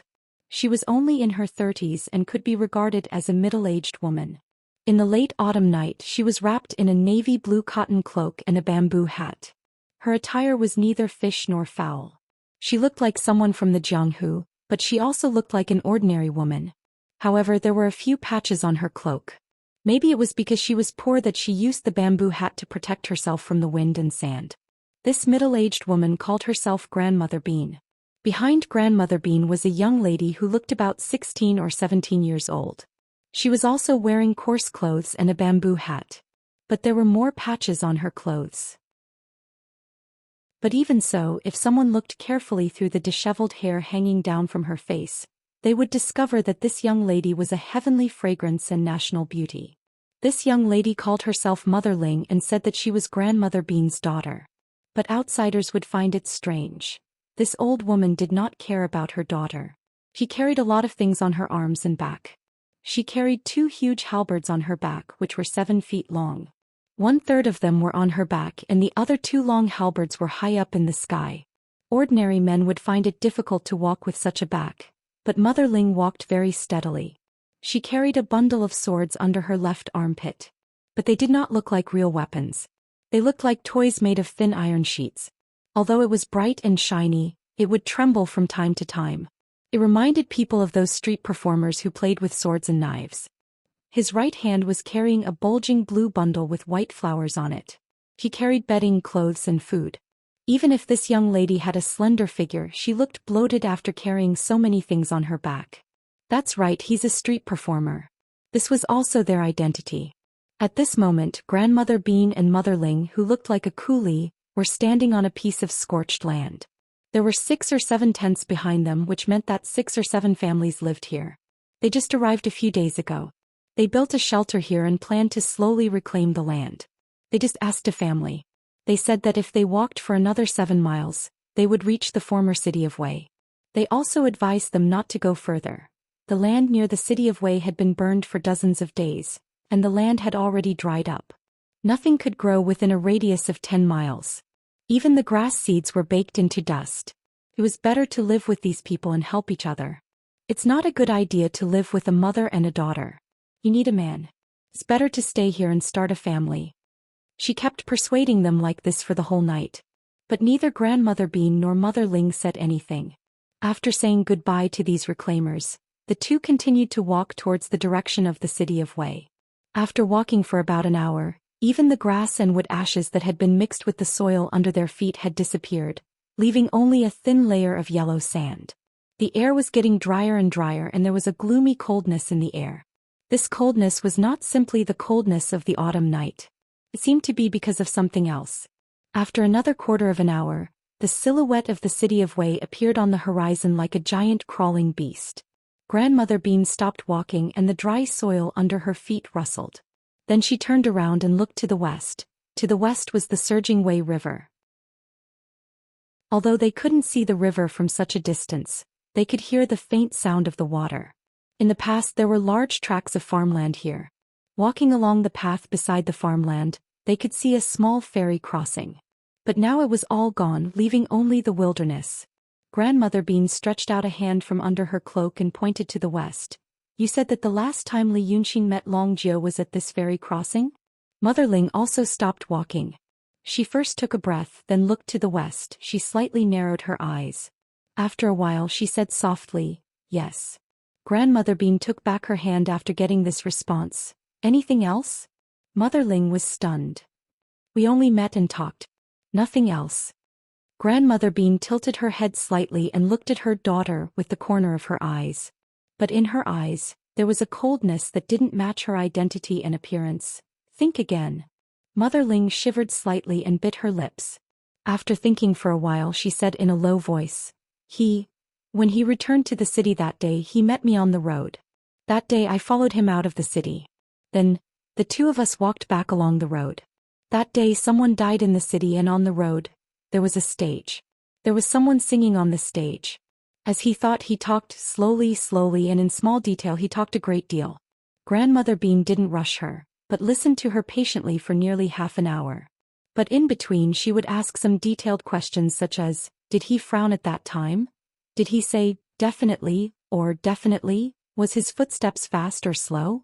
Mother Ling could answer some questions, but she couldn't remember some. When she finished talking and Grandmother Bean also finished asking, the middle-aged woman said, You have to remember. If you remember anything, any detail, you have to tell me. Whether it's useful or not is up to me, not you. If you are half as smart as you think, how could you be killed by Li Yunxin? After saying this, she walked away. Mother Ling didn't dare to say anything more. She just pursed her lips and followed. After half an hour, the two arrived at the gate of the city of Wei. This was the south gate of the city of Wei, called Yuaning Gate. Under the moonlight, they could see that the gate was still intact and hadn't collapsed. Looking inside, it was pitch black, as if there were countless evil spirits hiding inside. Grandmother Bean slowed down a little and Mother Ling understood. She said in a low voice, That day I entered the gate from here. When I came to the city of Wei, while talking they walked forward. Mother Ling described everything she saw that day in detail, as if she had reconstructed the scene at that time. Who would have thought that the once flourishing city of Wei would now be left with nothing but ruins, not even rats and insects? In the darkness there were only two people's footsteps and voices. Sounded very strange. He wandered around the city for many days and gave away many paintings. He also carved some marks on the stone. Unknowingly, the two had walked along the dried-up Willow River for a mile and came to a green stone. I also saw marks on this stone, but only half of them, and there was no reiki flowing. The green stone that Mother Ling mentioned was next to the Willow River. Looking at it now, there were no marks. It seemed that a layer of the stone had been shaved off by a sword, and there were several cracks on it. It looked like it was smelted by fire. He gave the beggar a painting. Later, the beggar was killed in the alley.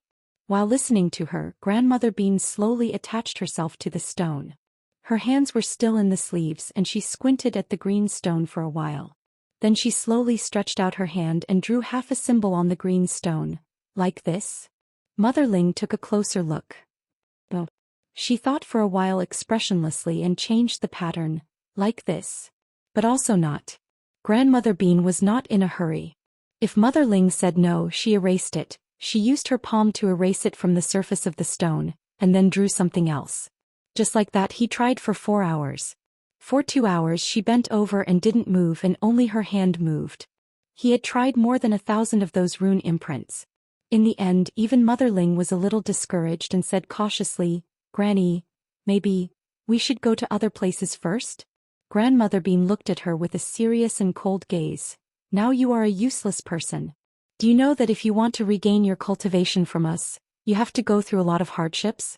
If you don't even have this kind of patience, humph, you can kill yourself now. Mother Ling was silent. Another hour passed. When Grandmother Bean wrote the 1646th rune on the stone, Mother Ling's eyes finally showed a light of relief.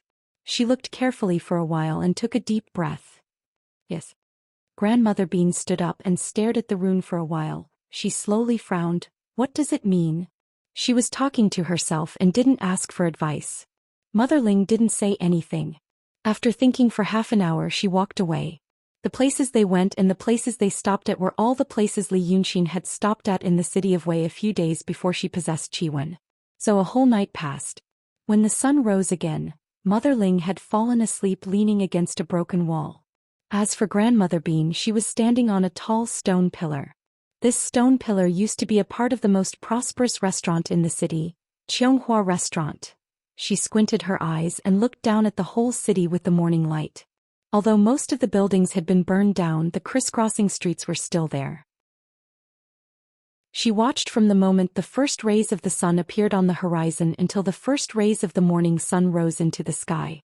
Then she closed her eyes and thought silently for a while. She opened her eyes again and took out a booklet from her clothes. This booklet was the Prefecture Annals, Annals of the Wei River. In it were detailed records of the population and the size of the fields in the various towns and cities. The city of Wei used to be a big city, so the records were very detailed, to the point of which streets and alleys, which households, how many people and how old they were. After reading for an hour, grandmother beamed through the annals away, and the booklet burned before it fell to the ground. Then she slowly raised her hand and there was a magic pen in her hand. She began to draw something in the void with mysterious light. The background was the whole city of Wei in her sight. After a quarter of an hour she stopped. A human figure with all the meridians and acupoints appeared in front of her. The background was also the whole city of Wei. Chapter 436. Dragon King is a proud man. But, if the fake sage's request makes Dragon King angry, don't be impulsive. In any case, just agree to it for the time being. We will slowly mediate. There will always be a chance. Xianxia said to Li Yunxin while they were walking in a grotto. 6 hours ago, the two of them took the star shuttle, carried by Xianxia, and arrived at Cloud Mountain in the blink of an eye. Li Yunxin had originally wanted to take a closer look at Yunxian's appearance, but the star shuttle didn't allow him to do so. When the magical treasure flew, there was a layer of frost on the outside, completely blocking the scenery outside, so he couldn't see anything. Perhaps this was the arrangement of the Freemasonry. They didn't want Li Yunxin to know too many secrets for the time being. It reminded him of the world in which he had come from, where terrorist groups blindfolded people when they took them to their lair. When the magic treasure was put away again, Li Yunxin and Xianxia were in this grotto. According to Xianxia, this grotto was in the hinterland of Cloud Mountain. It was 3 or 4 miles away from the outermost layer of Cloud Mountain. The star shuttle they were on also flew directly into the black hole from another long passage. Although it was a grotto, it looked more like it was artificially excavated. The ground was flat and the stone walls on both sides were also flat. The top was domed and the cross-section was like a piece of bread. It was very long. At this time the two of them had been walking for a quarter of an hour, but they still hadn't reached the end. Xianxia began to look worried, which was in sharp contrast to her calmness in front of Xianxia. It seemed that the closer she got to the two sages, the more nervous and frightened she became. She told Li Yunxin a lot of things as if she was afraid that he would really anger the two sages and get out of Cloud Mountain. After walking for another quarter of an hour she stopped and said, "Dragon King, this is as far as I can go. Further ahead is the forbidden area of Cloud Mountain. Without the summons of the fake sage I can't enter." The light in this grotto was dim. However, there seemed to be mushrooms refined with spiritual power on the walls, which emitted a faint fluorescence. This made Xianxia's face clearer. She bit her lips. "Once something happens, does the Dragon King need me to do anything?" Li Yunxin was silent along the way. At this time he also stopped. He looked at Xianxia and thought for a moment. Then he smiled and shook his head. "Don't worry. I'm here to tell them something, not to die." Even so, Xianxia was still not at ease. Li Yunxin was silent for a while and said, "I have a way out. Go ahead." After saying this he suddenly reached out and rubbed Xianxia's head. The little girl did not have a Taoist name, nor did she wear a Taoist robe. Her hair was not tied up in a Taoist bun, but a bun that was close to the clouds. Thus, when Li Yunxin gently rubbed and retracted his hand, she realized what he had done. For a moment she was a little stunned. But being stunned and shy was not her character. She laughed again and pretended to be annoyed. Li Yunxin laughed and walked forward. The smile on Xianxia's face gradually faded. When Li Yunxin's figure gradually disappeared, she raised her head and gently touched her bun. He used a little force so it was not messed up. Then she put her hand down and sighed with mixed feelings. A way out. Li Yunxin disappeared after taking another 6 steps forward. In fact, there was still a long way to go before he and Xianxia parted ways. The end was hidden in the darkness and could not be seen clearly. He thought he would have to walk for another 15 minutes. Actually, after taking 6 steps forward, he suddenly saw a bright light. It was as if with a single step he had stepped into the warm spring from the dark and gloomy cave. Suddenly, a vast world opened up in front of him. The blue sky and white clouds rushed toward him. There was also a warm wind, the fragrance of flowers and trees, and the distant chirping of birds. Now he was on a cliff. There were cliffs all around him. Dense vegetation grew on the cliff, covering the rock wall tightly. He frowned slightly and turned around. He found that the road he came from had disappeared. There was a stone wall behind him. He tried to push it with his hand. The stone wall was very hard. It was not an illusion. So he turned around and looked ahead. He saw a small cloud mountain. An upside-down mountain was floating in the air. There were pavilions and terraces on the small mountain. It was covered with verdant vegetation and gorgeous flowers. It was like a fairyland. In this wider space there were mountains, rivers, blue sky and white clouds. It was like a complete small world. This was the residence of the 2 sages that Xianxia told him. According to what she had said, the 2 saints should be on that small mountain floating in the sky. Xianxia thought for a while and decided to go up the mountain. This place did not have the imposing manner of facing a great enemy, nor were there any enemies eyeing them covetously. They looked kind, elegant and kind. But this kind of enemy was much more difficult to deal with than those guys who were baring their fangs and claws. However, just as he took a step forward and was about to fly away, he suddenly heard a voice. Wei River Dragon King is the royal family of the water. Do you know the Ruoshui River? The person who spoke was very close to him, but he did not notice it. He immediately stopped and raised his hand to look ahead. He saw an old man with white hair and beard standing in the air. Though he was not standing in the air.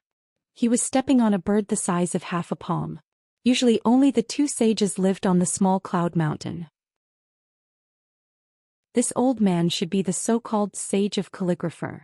If he saw a real sage, it referred to the kind of sage whose body and soul had merged into one and both were in their peak state. He might feel a little nervous and awestruck. This emotion was because the other party had a power that was beyond the knowledge of the world. However, none of the so-called sages he had met were in such a state. Among them, some only had memories, some had incarnations, and some were like the one in front of him. Only the physical body was real, but the inside was a Freemasonry wandering soul. They could be counted as high-level wandering souls. So he only paused for a moment and then smiled. His tone was gentle and calm without any fear. Isn't the Ruoshui River surrounding the 10 Directions world? Of course I have heard of it. Your Excellency, how should I address you? The old man also smiled. This is the small cloud mountain, the residence of the 2 sages. Wei River Dragon King, don't you know who I am? Xianxia was still smiling, but he squinted his eyes. It is because I know who you are that I have to ask. The current sage of calligrapher's real name is Zhou Xian. Are you the real one? His words were not friendly. However, the old man was not angry and his temper was not provoked. After a moment of silence, he let out a sigh. So it is about this matter. Buzz. He reached out his hand and pointed at Xianxia. Wei River Dragon King's body is not Xianxia's body. Do you still think you are someone else?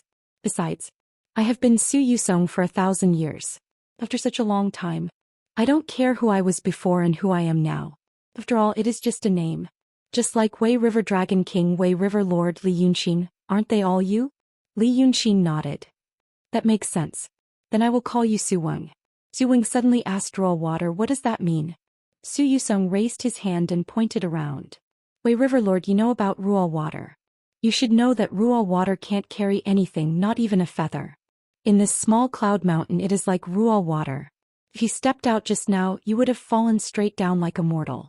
Xianxia was slightly surprised. He had heard about the story of Rural Water. It was said that this land was the midland of the 10 Directions world, which was extremely vast. Surrounding the midland were many oceans. Beyond the oceans there was Rural Water. There was no obvious boundary between Rural Water and the ocean. However, Rural Water couldn't carry anything and no one could cross it.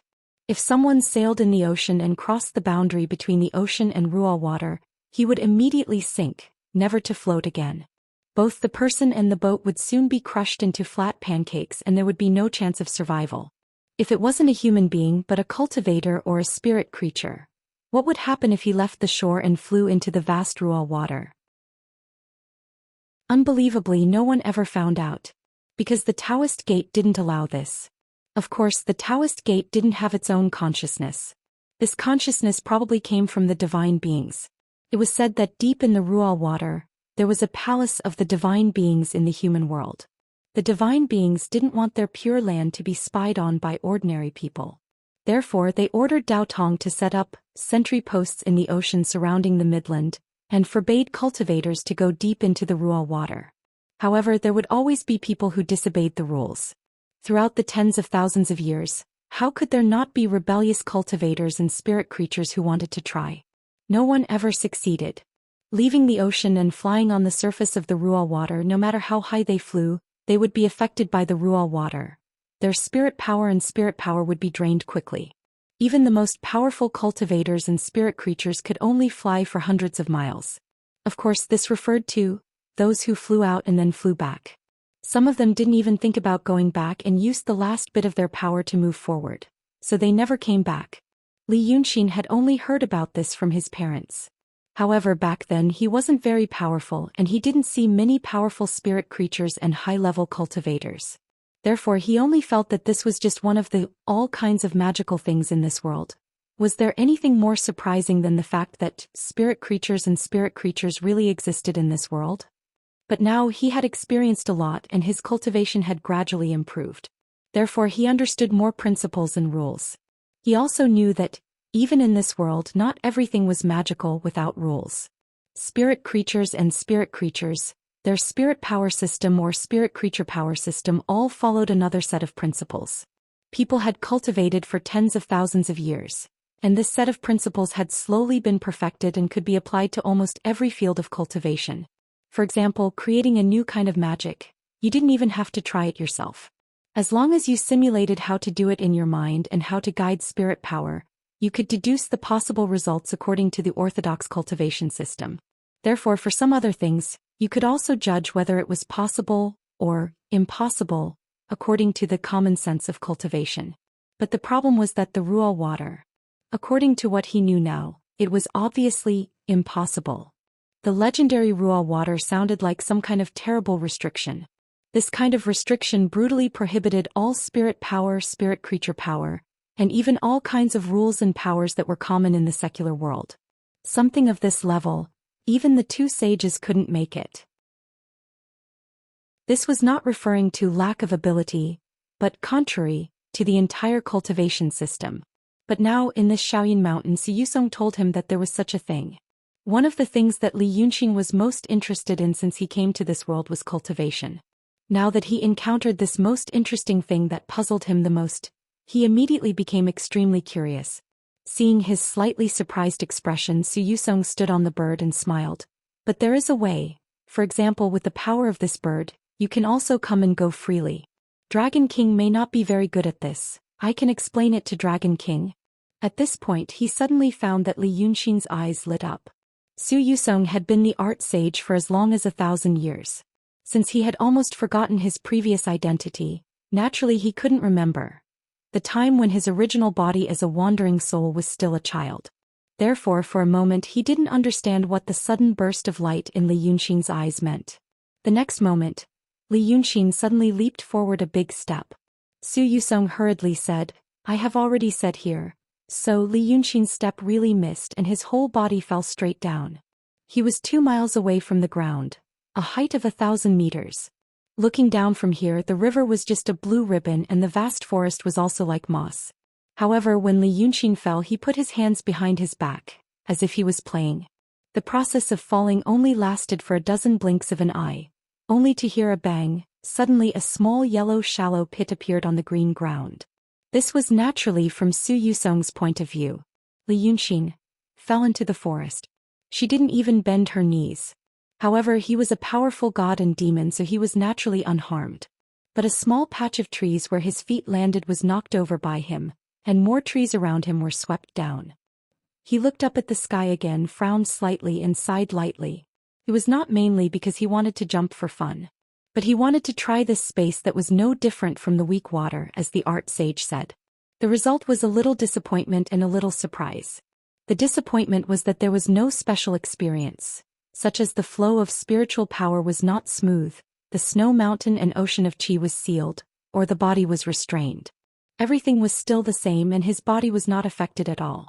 It was also because of this. Everything was normal but the supernatural power did not work. The demonic power could flow along the meridians but it did not work.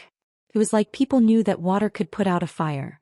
Now a pile of wood was on fire, but it could not be extinguished with cold water. This was indeed a strange restraint that could not be explained by the cultivation theory that he knew. After 2 breaths, Zhou Xian also rushed down. He was still standing in the air looking at Li Yunxin strangely. Is Dragon King playing around? Li Yunxin looked up and smiled looking at him. It's just, at this point he suddenly paused. The expression on his face gradually changed and the smile on his face slowly disappeared. He stared at Zhou Xian and a slightly scary thought suddenly flashed in his mind. Chapter 437. Zhou Xian also frowned because of his performance. What does Dragon King want to say? Li Yunxin looked at his face. He was hesitating. This was a very rare thing for him. He always did things according to his heart and made decisions decisively. Usually, if he hesitated for more than 10 breaths, he would be considered indecisive. However, Zhou Xian, who was staring at the air, thought again and again, then suddenly lowered his voice and said, "Could it be that the 2 of you are imprisoned?" Zhou Xian's expression suddenly changed. Previously he was smiling faintly, which was really the demeanor of a master. But now the expression on his face froze for a moment, and then changed into a mysterious smile. In fact, it seemed that it was just making the muscles on his face twitch, making an expression similar to a smile. Then he stood on the flying bird and lowered his head. He stared at Li Yunxin with a pair of frighteningly bright eyes. "Dragon King, why do you say that?" Li Yunxin thought for a moment. "Because I suddenly thought of something. After I arrived in Weiqing, everyone was thinking about my translucent jade slip. But they were all a group of small fries. And they even called themselves the 2 holy emissaries," he said slowly, thinking as he spoke. He felt that many questions that he didn't understand at that time were now slowly being solved. The Freemasons also came and they also wanted the translucent jade slip. At that time I didn't know the relationship between the Freemasons and Xianmen, so I didn't feel strange. But later I slowly understood and began to feel that something was wrong, since Xianmen is almost under the control of the Freemasons. Why did the Freemasons and Xianmen not seem to be on the same side and they don't seem to know each other? Since the saints want to do something, why do they have to be sneaky and only send cannon fodder? Is such a petty act really the work of a saint? After that, when other people came and wanted to join forces to kill me, they almost didn't mention the translucent jade slip. Or they only wanted to kill me because I killed the Freemasons and offended their dignity. They wanted revenge. Either that or the Daotong Kenzo are here to seek revenge for the deaths of their fellow disciples. It's a mess. Li Yunxin shook his head in confusion and paced a few steps on the spot. The fallen branches and leaves under his feet rustled as he stepped on them, and a burst of fragrance rose up. And most importantly, he breathes a sigh of relief and looks up at Zhou Xian. When we were near Dongting, Kun Wuzi could overturn Dongting with just 1 incarnation, and he was just in the mysterious realm of the 1st level. Above that there was the profoundness of life realm, and above that was the supreme oblivion realm. On the other hand, the 2 sages have been in this realm for 1,000 years. If they really wanted to obtain the translucent jade slip, wouldn't it have been a piece of cake? He was silent for a while. But he never showed up in person. He has never displayed any divine abilities. The corner of Zhou Xian's mouth twitched. The bird under his feet also lowered slightly. He leaned over and jumped down from the bird, landing in front of Li Yunxin. "Then go on." His tone was a little lighter. It seemed that he didn't want to disturb Li Yunxin's thinking so that he couldn't hear more wonderful deductions. His behavior, expression, and tone actually didn't match his appearance with white hair and beard. It looked like the soul of a young man had been stored in an old body. But here you actually have to step on the bird. Li Yunxin raised his hand and pointed to the sky. "This means that in this space, you also lost a lot of divine abilities and you can't even dance in the air. Since Mount Shaoyun is the residence of the 2 sages, why did they make this kind of inhibition that even they couldn't break?" Su Yusong let out a soft, "Ah, but you also lost your divine abilities." Li Yunxin smiled.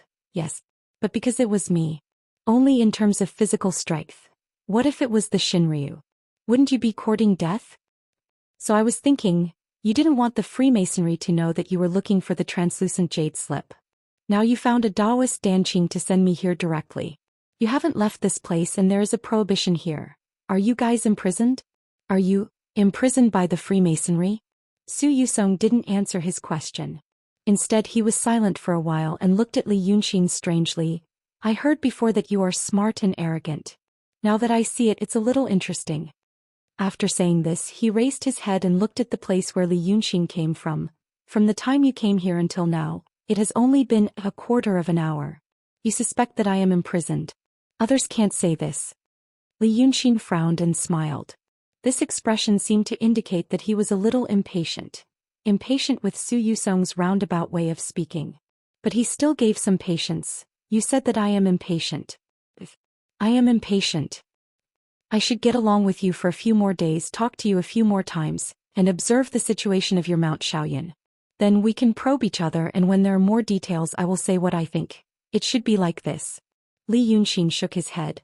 But in fact most people's opinions on a matter can be formed in a very short period of time. It's just that they don't dare to think about it and don't dare to say it. So what if they say it? If it's right, we can be honest. If it's wrong, we can give up on a wrong path. We won't go further. What's more, I don't have too much time. He slightly emphasized, in fact there are still 10 days. Zither King planted a ball of demonic power in my body. He said that if I don't appear in front of him after 10 days I will die. So, I hope that we can be frank. Such is why you want to see me and not kill me, and what do I want to do here? Don't do those fake things. You should know what happens to those who want to do these things with me. The last few words were said in an overbearing manner. As if he wasn't facing a sage but someone of the same realm as him. Su Yusong didn't say anything. After looking at him for a while he suddenly stretched out his hand. Li Yunxin had heard before that this move of his looks extremely slow, but it feels unavoidable. But he always thought it was nonsense. But now he actually experienced this feeling. Su Yusong stretched out his hand about to touch his forehead. He frowned slightly and stepped back. But just as this thought came to him, the finger had already touched his forehead. He was shocked. The finger touched and then withdrew. Then Su Yusong stroked his snow-white beard. "There is indeed a ball of demonic power. And I can't get rid of it for a while. Zither King, this is a clever move. Not only to verify the truth of his words, but also to respond to his disrespect just now." Then he looked at Li Yunxin seriously. "It's a good thing that you are so impatient. After so many years of training, I'm used to the slow movements of those Taoist priests and swordsmen. But seeing you is an exception. As for your question about whether I'm imprisoned," Su Yusong smiled. "Are you referring to my body or the wandering souls in my body?" By saying this he almost admitted Li Yunxin's inference. That was unexpected. For such a long time, anyone from the Freemasonry or the Celestial sect he had met didn't seem to like to talk nicely. Their temperaments were extreme and eccentric, and it was extremely difficult to communicate with them. He thought this fake sage would be even more difficult to talk to, but he didn't expect it to be like this. Li Yunxin was a little stunned. While he was stunned, Su Yusong stepped forward and walked into the dense forest. "I plan to tell you when we reach the mountain. But I didn't expect you to be an impatient person like me. Dragon King, let's talk as we walk." When he said this, even the faint smile on his face disappeared. His face became solemn, as if he had accepted Li Yunxin as his ally in his heart and planned to talk to him about something very important. Li Yunxin always did things unexpectedly. But he didn't expect to be defeated by Su Yusong as soon as he entered Cloud Mountain. He frowned suspiciously. He stared at Su Yusong for a long time before he raised his feet to follow. There were strange things every year. But this year there were especially many. The vegetation in this forest was verdant, and the giant trees towered into the sky. The grass on the ground was like a carpet and the flowers were gorgeous. No one knew how many years they had experienced. The light shining from the treetops was no different from the sunlight outside. He didn't know if some kind of magical power had been cast on the top of the sky. When Li Yunxin caught up with him and walked side by side with him, Su Yusong continued, That Taoist artifact and 4 magic treasures, are you happy with them? Li Yunqing was taken aback by his words. But this surprise was like the wind that swept through his heart. His face didn't change and he said lightly, I just refined them. I can't use them as I wish. Su Yusong smiled. Those 4 magic treasures are our greeting gifts to Dragon King. Me. And the sword saint that Dragon King spoke of. Ha. Li Yunqing snorted softly. The way you two give gifts is very unique. As they spoke, they had already entered the forest. This forest was very lush and the sun couldn't be seen as if it was dusk. In such an environment, Su Yusong seemed to be much more at ease. Thus he turned his head and looked at Li Yunqing. Gold photon. I know that she has offended Dragon King very badly, so this time I gave her the magic treasures and told her to welcome you. She went to welcome you. If she wanted to shake hands with you and reconcile, then that Taoist artifact could save her life. Gold photon is actually a very capable and courageous person. If she wanted to kill you, then that would be exactly what you wanted. If she died, the 4 magic treasures would fall into your hands. Consider them our greeting gifts to you, the magic treasures and her. Li Yunqing was silent for a while, using your own kind as a chess piece and giving it away just like that. I don't know if I should say that my reputation is big, or your methods are ruthless. What if she killed me? Then you're not worth our effort anymore. Su Yusong laughed, his beard and hair fluttering in the wind. Dragon King's cultivation is not top-notch. What we value is your ability and mind to bring chaos to the world. If you can't even deal with a mere gold photon, what use are you to us? Then what use do I have to you now? Su Yusong stopped and looked at him.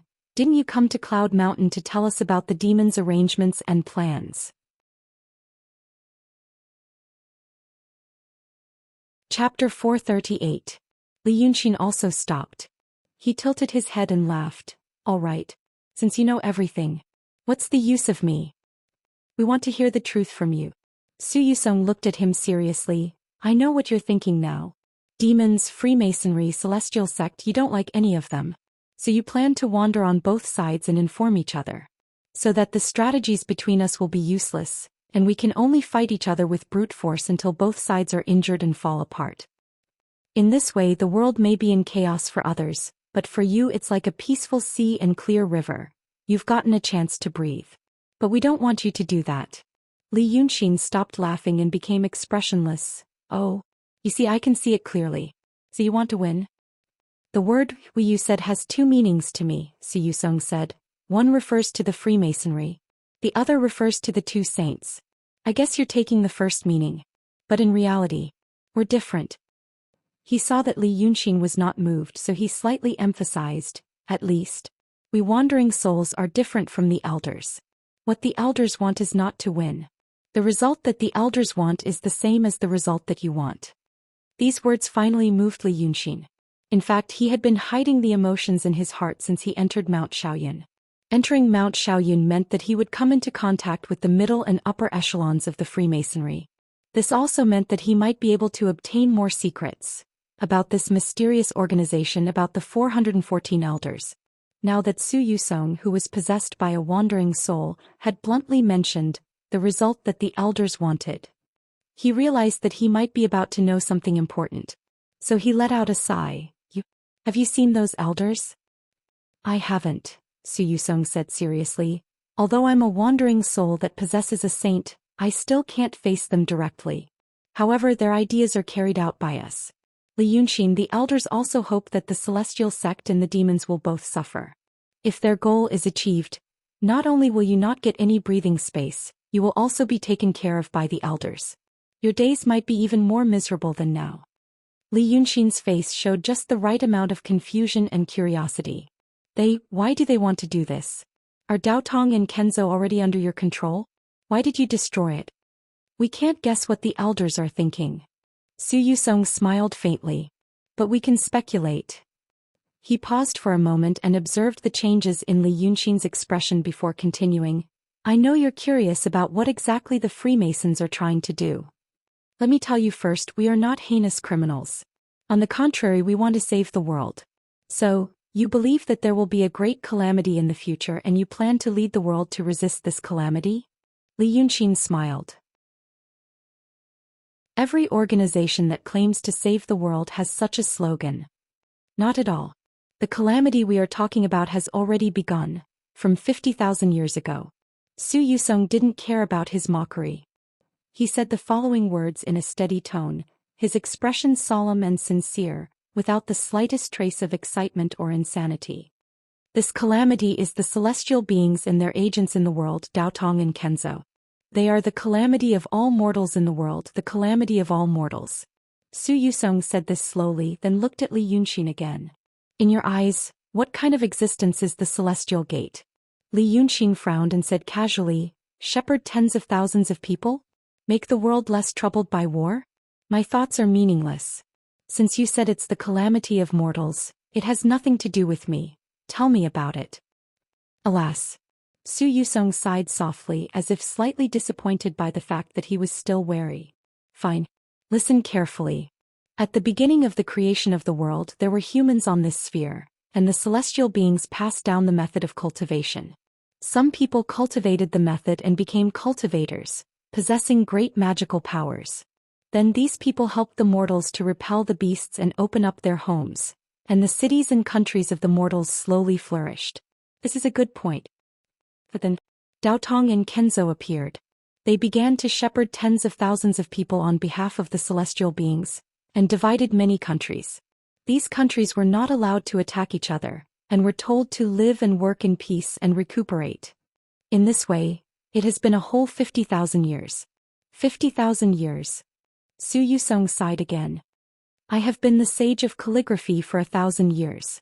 Therefore I have read many historical books left in the celestial gate. I can clearly see the appearance of 5 years ago to 48,000 years ago. When humans first appeared in the world, they were ignorant and didn't know etiquette. Later they gradually learned how to make fire, hunt and tailor clothes. Then they learned how to build cities and forge weapons. Gradually they learned how to write and how to play the wind and string instruments. From beast-like things to today's elegant appearance, it only took 2,000 years. Then, he looked at Li Yunxin.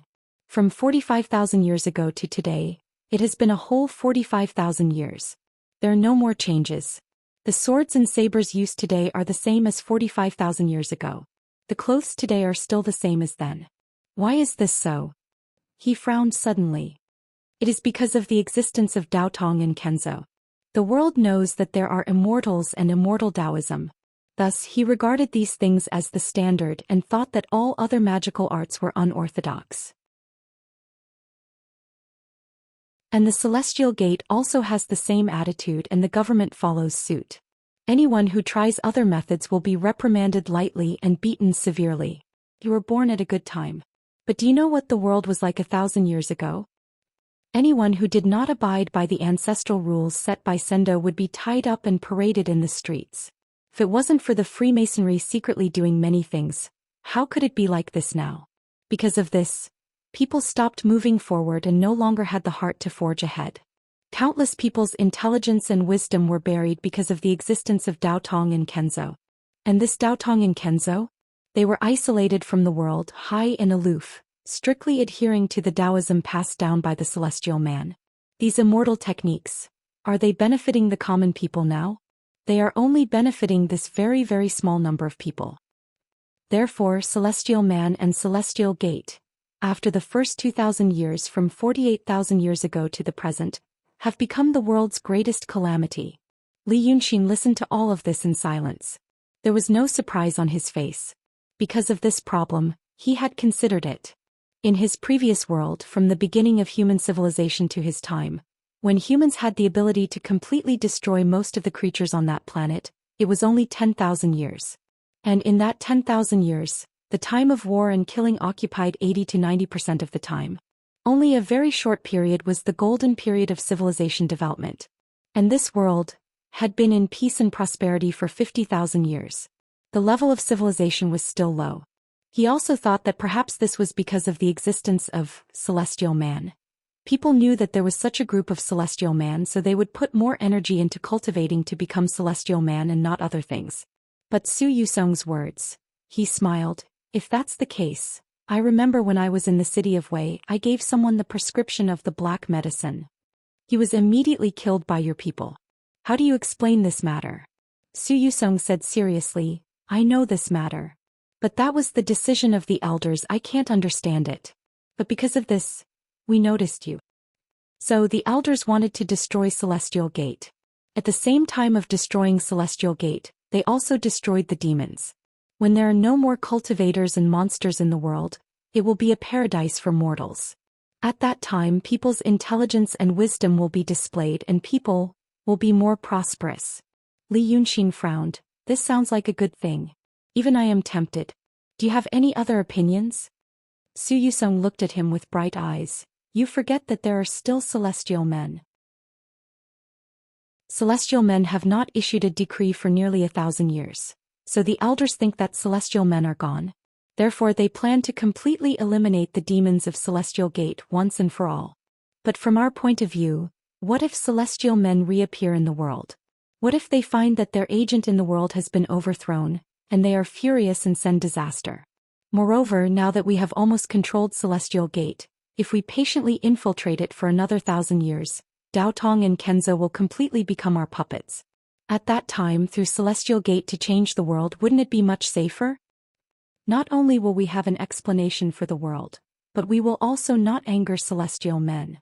Li Yunxin silently paced 2 steps on the spot. Then he turned to look at him. You are not telling the truth. Su Yusong was slightly stunned. The elders will not be so stupid, Li Yunxin said calmly, because celestial men have not issued a decree for 1,000 years. They think that they will not appear again, so they want to completely overturn Celestial Gate. This kind of stupid thing no one with a brain can do. There must be an inside story. You are not telling the truth. Su Yusong stared at him for a while, shook his head and smiled. In the end, you are Li Yunxin. You know so many things that are unimaginable to others, but you still ask such a question. Then, he paused for a moment. What I've just said to you is something that I can decide to tell you. But what you want to know now is something that I cannot make the decision myself.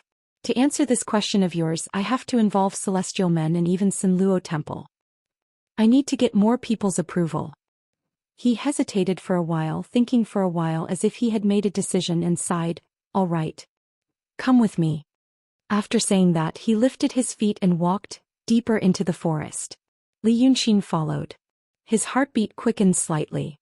He felt that he seemed to be getting closer to the truth. Chapter 439. This time the two of them walked for almost an hour. Apart from some really casual chatting, they didn't say anything else. But even so, Li Yunxin gradually felt a little strange. The strange feeling came from Su Yusong. Su Yusong looked like an old man. Purely in terms of physical body, this body should be nearly 3,000 years old. But now inside the leather bag was not the original goods, but a Freemasonry wandering soul. But even so, this wandering soul had already possessed this body 1,000 years ago. A person who had lived for more than 1,000 years. Li Yunxin had come into contact with Taoist priests who were hundreds of years old. But those cultivators spent most of their time on Cloud Mountain, which was very different from those who were hundreds of years old in the secular world. For example, a lonely child who was wandering outside from a young age would know a lot about the ways of the world at the age of 11 or 12. While a child who was pampered from a young age might still be childish and willful at the age of 18 or 19, as if he had not grown up. These people who were dedicated to cultivation might meditate for a few days or even more than 10 days. In terms of relative time, their 100, 200 or 300 years was actually not far from the decades of mortals. Even in terms of petty cleverness, mortals were slightly better than them. But the problem was, inside Su Yusong's body were wandering souls. These wandering souls would not abandon any desires. They would also change between different bodies, and their experience was far more than that of mortals. What was a guy who had lived for 1,000 years in such a state like? Li Yunxin found it hard to imagine. Because even for himself, he had lived for many years in his previous life, and then came to this world with the memories of his previous life. He could be considered to have lived longer than ordinary people, and seen more than ordinary people. Even at his level, he was considered an amazing monster in this world. Not to mention those who had lived for 1,000 years. Their emotions and thoughts were not something that ordinary people could guess, right? Even he could not. But this was the problem. Li Yunxin was extremely vigilant, trying to find out his thinking pattern in the process of chatting with him, to see what kind of surprising state of consciousness that had lived for 1,000 years was. However, he did not notice anything unusual. Zhou Xian seemed to be a smart person. His speech was logical, and his temperament was not as extreme as the wandering souls he had encountered before. But that was all. A wiser older man. This shouldn't be what a consciousness that had existed for 1,000 years should look like. With such doubts in his mind, he walked for another quarter of an hour before his vision suddenly darkened. The forest was originally covered with giant trees, so it was already very dark. But now it was dark again because several giant trees were slightly tilted in front of them. The dense canopies of the trees merged together, forming a natural hull. There were no trees below, only neatly trimmed grass. On the grass there were some seats and couches. There was a small table on the bed, and there were fresh fruits and cups on the small table. It looked like a rich family in the secular world going on an outing. Right now there were already 8 people standing there. Li Yunqing was slightly taken aback. Zhou Xian slowed down. "Dragon King, don't worry. They know what we're about to say." Then as he walked forward, he raised his voice and said to those people, "This is Wei River Dragon King Li Yunqing." Among the 8 people there were 7 men and 1 woman. The woman had an extraordinary bearing and was dressed luxuriously. When he saw them, they were in the middle of a heated discussion. But even so, the 7 men were very respectful to the woman, as if they were stars surrounding the moon. The remaining 7 people also had extraordinary bearing and were dressed in colorful magical robes. Whether it was the expression on their faces or their postures, Li Yunqing could not help but think of Kun Wuzi. In fact, he had guessed correctly. After introducing Li Yunqing to them, Zhou Xian turned to look at him. "These are the leaders of the 7 paradises." But he did not introduce the woman. So Li Yunqing knew that this woman should be the sword saint of the 2 sages, whose secular name was Zhuomuzha. He did not like to interact with many people. It was not because he was afraid of socializing, but because it made him feel uneasy. For example, right now, including Zhou Xian, there were 9 people in total, and none of them were small characters who could be treated as background characters. Right now it was hard to say whether they were friends or foes. He had to figure out their thoughts and see through the changes in the situation. But with so many people, he had to divide his attention. He could not control the situation. This was not a good feeling. So he stopped. "Is it the real leader, or it's our brother?" Zhou Xian had already walked to their side and turned to look at Li Yunqing. "The elders have a council of elders. The 9 of us are also the council of elders for us wandering souls. Many things up until now were the results of our joint discussions. If the Dragon King wants to know more inside information, he must see them." So they were also wandering souls who had been possessed. Before Li Yunqing could speak, the 7 leaders had already reported their identities. But they did not report their identities in Daotong or Kenzo, but their identities as wandering souls of the Freemasonry. Their tone was gentle and their expressions were indifferent. But it was an unmistakable, supercilious, polite distance. Li Yunqing had seen this kind of expression many times, so he did not take it seriously now. Therefore he cupped his hands and returned the greeting like a secular person. It was rare for him to look calm as he was now. Then, Zhou Xian went straight to the point. "The Dragon King wants to know some things about the elders. On the way here I said that one person can't make the decision alone, and that everyone needs to discuss it together. What do you think?" The leaders of the 7 grotto heavens looked at each other. After a moment of silence, someone frowned. "So, senior brother has already told him about the other things?" Zhou Xian nodded. "Yes." So they looked at Li Yunqing again with a little surprise in their eyes. It seemed that they did not expect him to still be able to stand here calmly after knowing that. But finally someone sighed. "Since senior brother has already made the decision, we have nothing to say. Let's listen to senior brother and senior sister." Zhou Xian looked at Sword Saint Zhuomuzha. The female Sword Saint glanced at Li Yunqing indifferently, nodded, and also lowered her eyes. This meant that she agreed. Li Yunqing saw the reactions of these people. So he knew that there were only 2 people in charge of the so-called Elder Council composed of 9 people, Zhou Xian and Zhuomuzha. But between the 2 of them, Zhou Xian was the dominant one. This was normal. Someone had to be the leader. So Zhou Xian walked to a couch and knelt down, waving to Li Yunqing. "Then Dragon King, listen to me."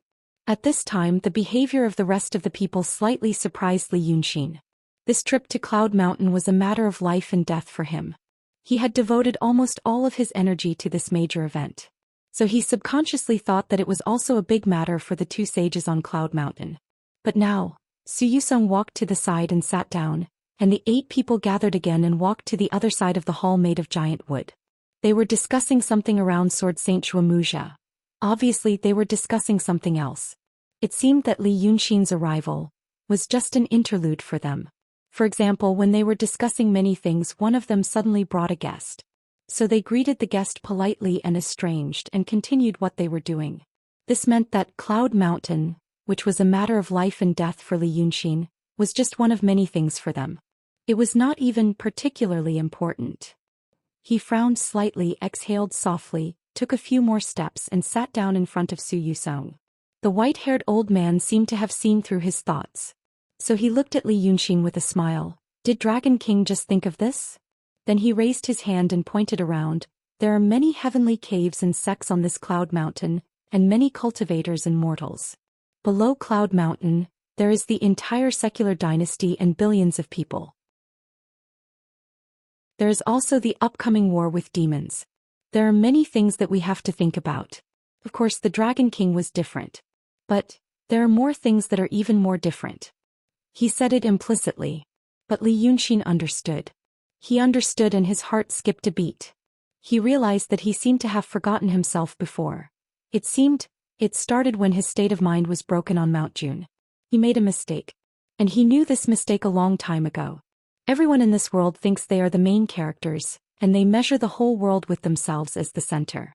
But the truth is, when you think everyone on the road is paying attention to you, you are just one of the many strangers, one of the vast background on the road. What you think is very important is just one of to others. Just like today, these wandering souls on the Cloud Mountain actually held great power.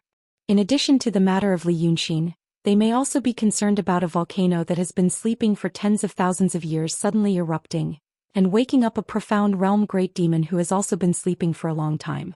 Or a plague suddenly broke out in a certain place and almost all the people in a country died within a month. But Bai Yanjun retreated from the world and these ghosts ran amok in the world. Soon one or more ghost kings would appear. Or, on Cloud Mountain some people wanted to fight and some wanted to make peace and even argued about the future. Any of these things was indeed more important and urgent than Li Yunxin going to Cloud Mountain at this stage. Otherwise, if he was also an opponent that needed full strength in the Freemasonry or the Celestial sect, how could he have survived until today? He understood this truth. But unknowingly he also made this mistake.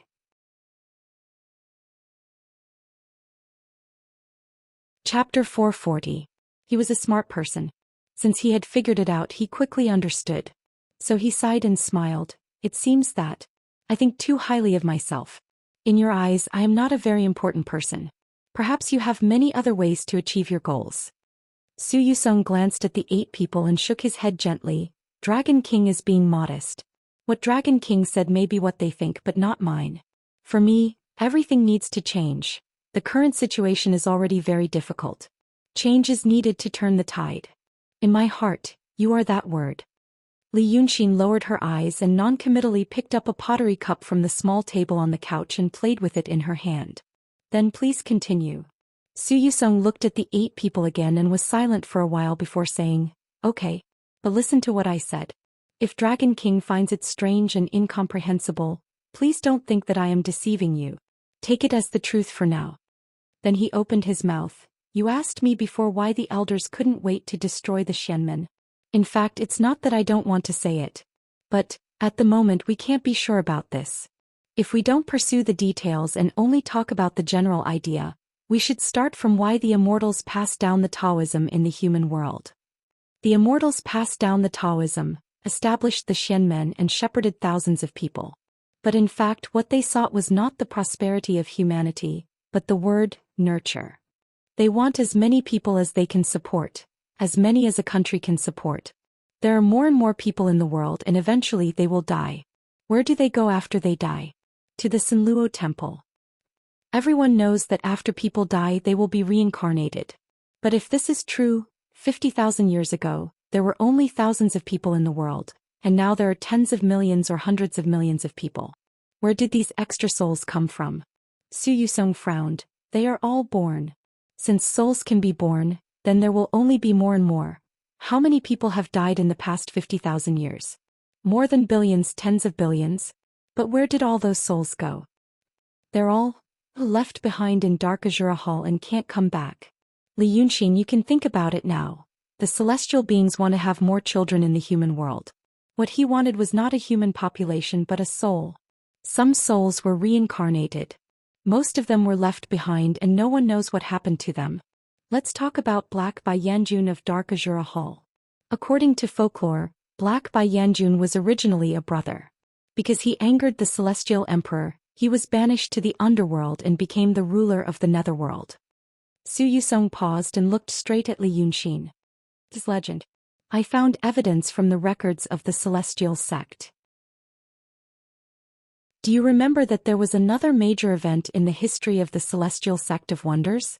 More than 40,000 years ago, certain cultivators of Daotong and Kenzo, for the sake of their own personal interests, deliberately caused turmoil in the world, causing the emperors of the world to wage war without end. As a result, there were countless casualties, causing the wrath of the celestials. Therefore, in the following 1,000 years, there was no news of the celestials. At that time, Daotong and Kenzo had not yet obtained the complete inheritance, so their cultivation realms stagnated. Many high-level cultivators, because they did not have a more profound method, aroused their inner demons and died tragically. The inheritance of the celestial sect was almost severed. Li Yunxin thought for a moment. There was indeed such a thing. Su Yusong immediately sneered.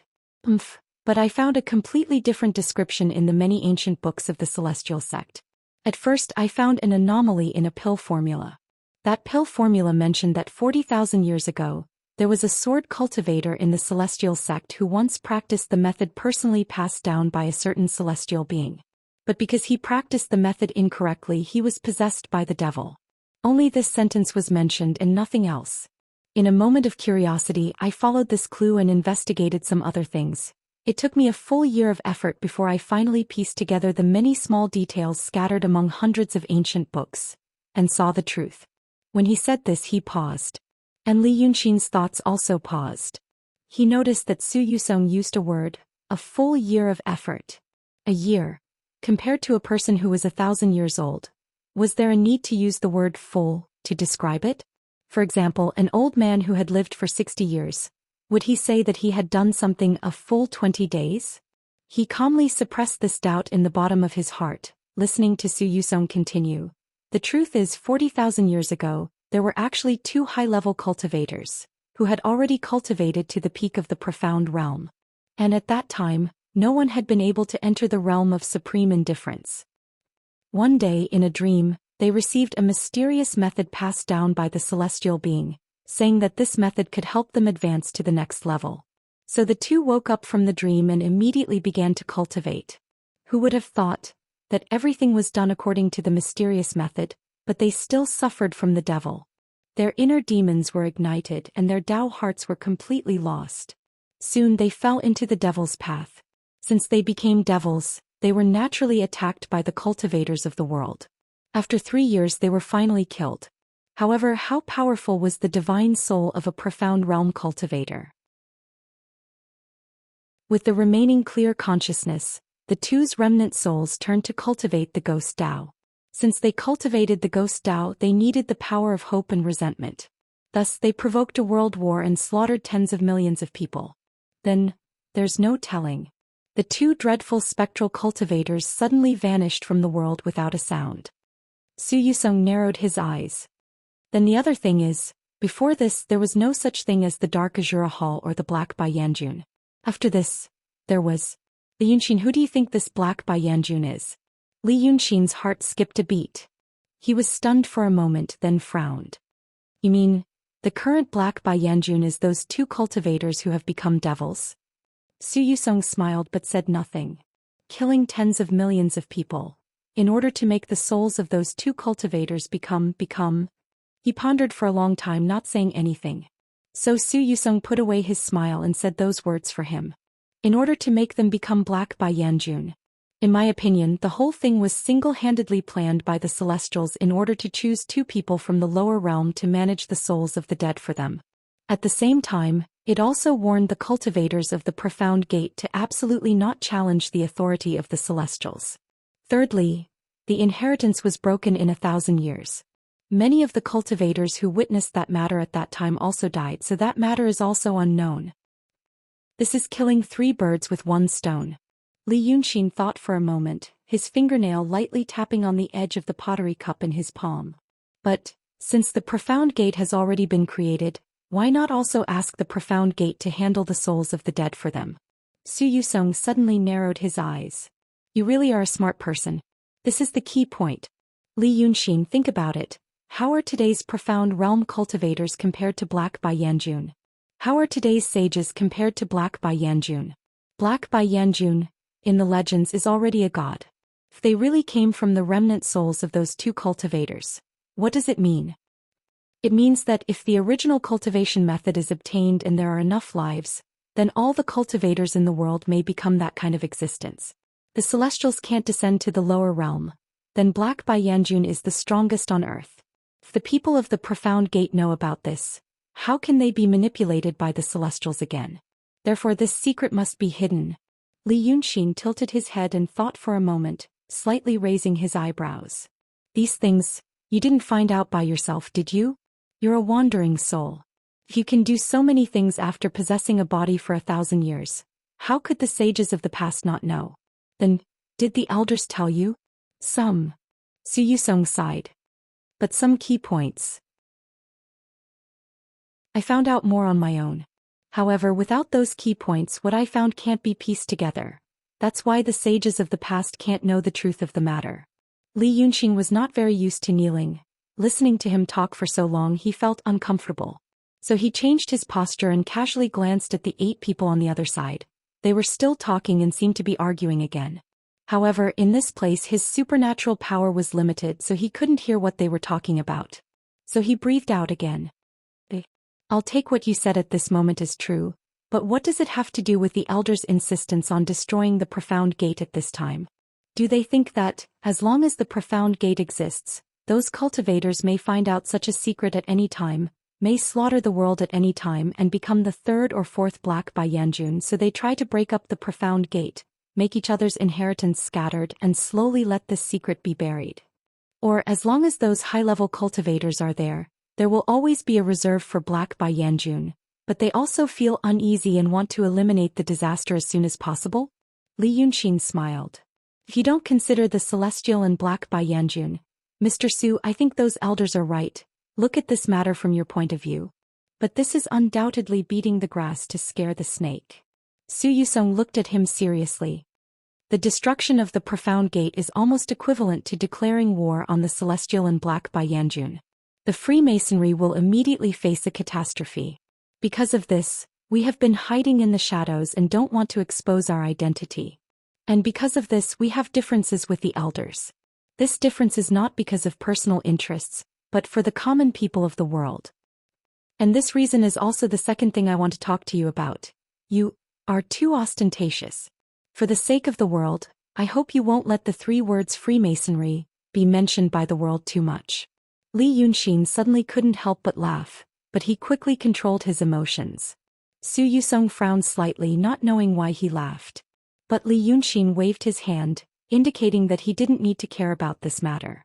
But in fact it was because this was the second time he heard such a point of view. For the sake of the common people of the world. The last time he heard these words was in that inn in Little Rock Canyon.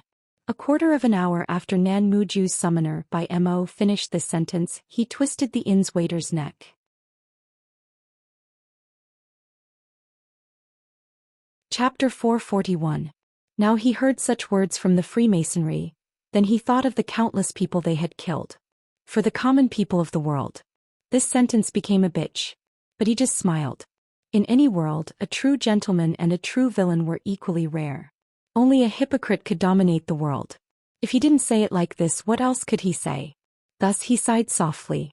Indeed, you've only given a rough idea. You must have hidden a lot of details. Maybe you don't know. As for The origin of you wandering souls and the origin of the elders of the Freemasonry, you won't tell me. Su Yusong shook his head. These are all minor details and have little to do with what we want to do. For now, I can't tell you. What about Nanmuju? Li Yunxin looked at him. You should know that the people of Nanmuju are also playing tricks behind my back. They are still trying to rope me in. Who are they? Su Yusong smiled. There was a hint of contempt and disdain in his smile. These people are just a group of clowns. You should know that they claim to be the old subordinates of the art saint. All they want to do is to oppose us in every way. As for why they go against us, it's just because the Freemasonry killed the art saint, so they have always held a grudge. Heh. He sneered again. But why kill the art saint? Why destroy the calligraphy saint and the sword saint? It's all because they want to cut off the inheritance of Xianmen and slowly weaken their power. This, as I said before, is for the common people of the world. Even if the saint is noble, can he compare with the fate of the people of the world? Her death is innocent but not meaningless. It's a pity that those people of Nanmuju are obsessed with the world. Their vision is narrow and pitiful. We just see them as clowns and don't care about them. Li Yunxin nodded calmly and softly said, "Oh." His attitude could not be seen. Su Yusong saw him like this and said, "What we need to do now, Sai, is actually compromise and forbearance. The elders want Xianmen to be destroyed. We can't change their minds. All we can do is try our best to preserve some of our strength. When the world's righteous path collapses, at least the human world will not lose its restraints and become a complete mess." Li Yunxin nodded slightly. He lowered his head and thought for a while. "So what you want me to do now is to reveal the situation of the demons to you. Next, you guys can make the necessary arrangements." He selectively conserved his strength in the coming catastrophe. At the very least, we still retain the minimum control and influence over the dynasty in the human world. An imperceptible light flashed in Su Yusong's eyes. Then he looked at Li Yunxin and smiled thoughtfully. "Dragon King, the way you say this is very much like the elders." Li Yunxin giggled. "Could it be that you don't know the ins and outs of the elders?" Su Yusong paused. "I've never seen them." Li Yunxin let out another "oh" before falling silent. He knew that Su Yusong was not telling the truth. In other words, he knew that the so-called truth Su Yusong just said should be mixed. The most brilliant lie was 9 truths and 1 falsehood. Only 1 or 2 key points could change the whole truth. However, he didn't know what the key point Su Yusong was talking about was. The reason why he had such an idea was that he knew the star formation in Changji town. Yu Meng claimed that there was once a celestial named Shenmu in the human world. Not long ago, the star formation in Changji town was reactivated, and Yu Meng recovered his memory.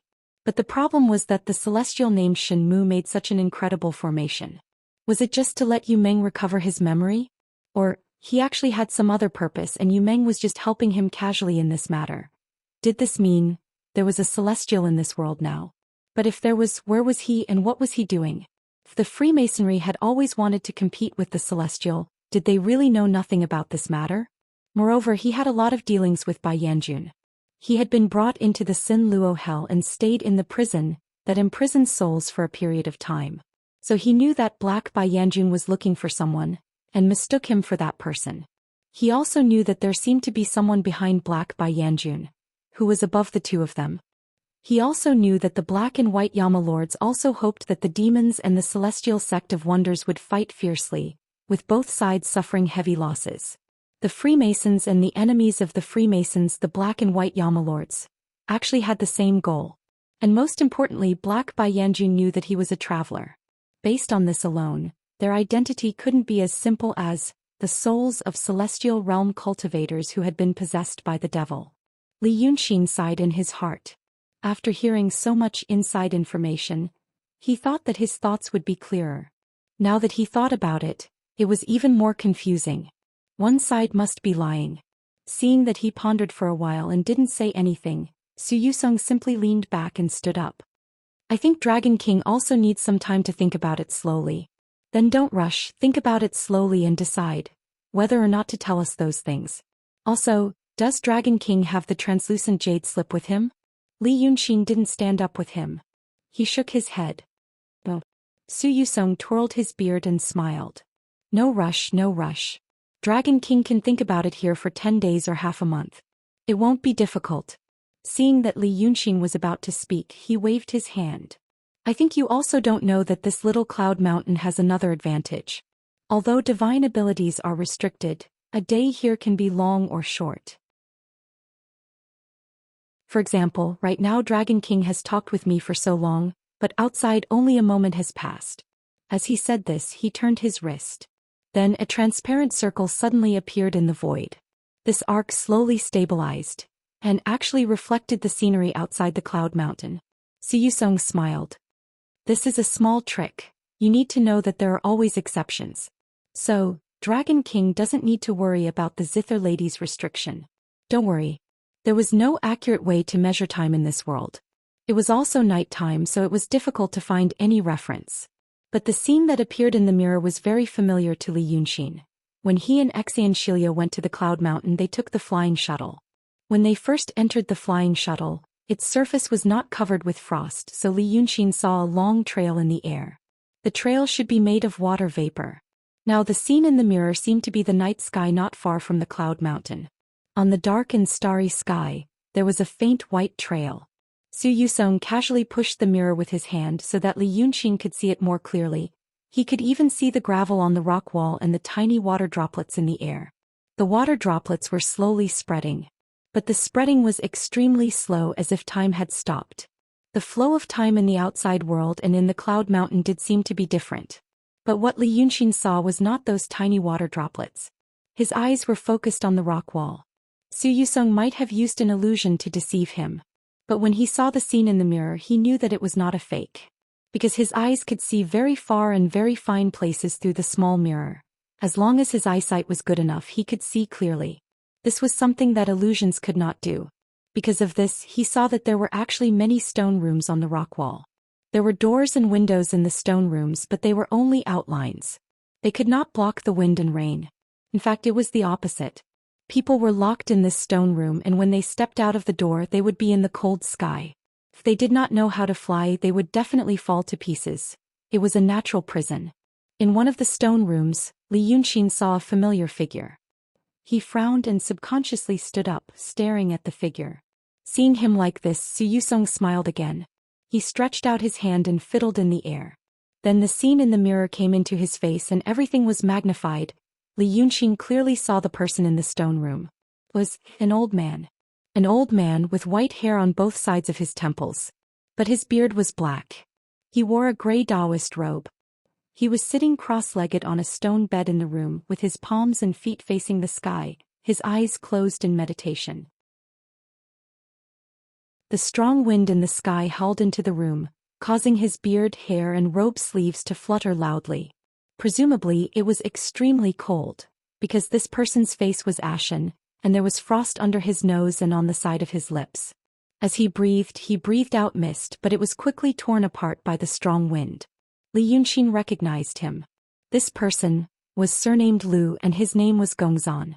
Su Yusong waited for him to look for half an hour, then said, "If you talk to him here, he can hear you. Dragon King, do you want to say a few words?" Li Yunxin was silent for a while, then his brows slowly relaxed. He lightly sighed, "No need." "Fine." Su Yusong waved his hand in the air, brushing away the mirror in the air. "I only heard about this person from Jin Guangzi recently. He was originally a capable subordinate of Dragon King, but was captured and brought to Cloud Mountain. When he came to Cloud Mountain, he was quite honest and stable. So Jin Guangzi told me that this person was very smart and scheming. Should we refine him into a wandering soul and accept him as our brother?" Su Yusong smiled and shook his head, "But I thought it was inappropriate. Not everyone can become a wandering soul. The difficulty is unimaginable, maybe only 1 in 10,000 souls can succeed. So I put it aside." "But..." He looked at Li Yunxin. "Recently, this person has been restless. It turned out that it was all a disguise. It seemed that he used some tricks to spread some news outside Cloud Mountain. So he was punished to reflect in a stone cave with strong wind. In the past, 2 of Dragon King's subordinates were captured and brought to Cloud Mountain, and they were also imprisoned in such a place. I originally thought, don't you have anything else to do, Mr. Su?" Li Yunxin sat in front of the bed, his eyes drooping, suddenly interrupted him. Su Yusong was stunned. But then he smiled.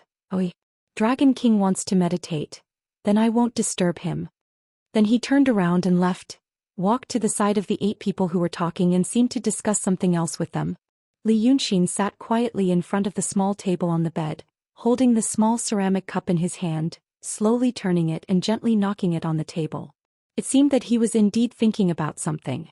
About a quarter of an hour later, the matter seemed to have been discussed.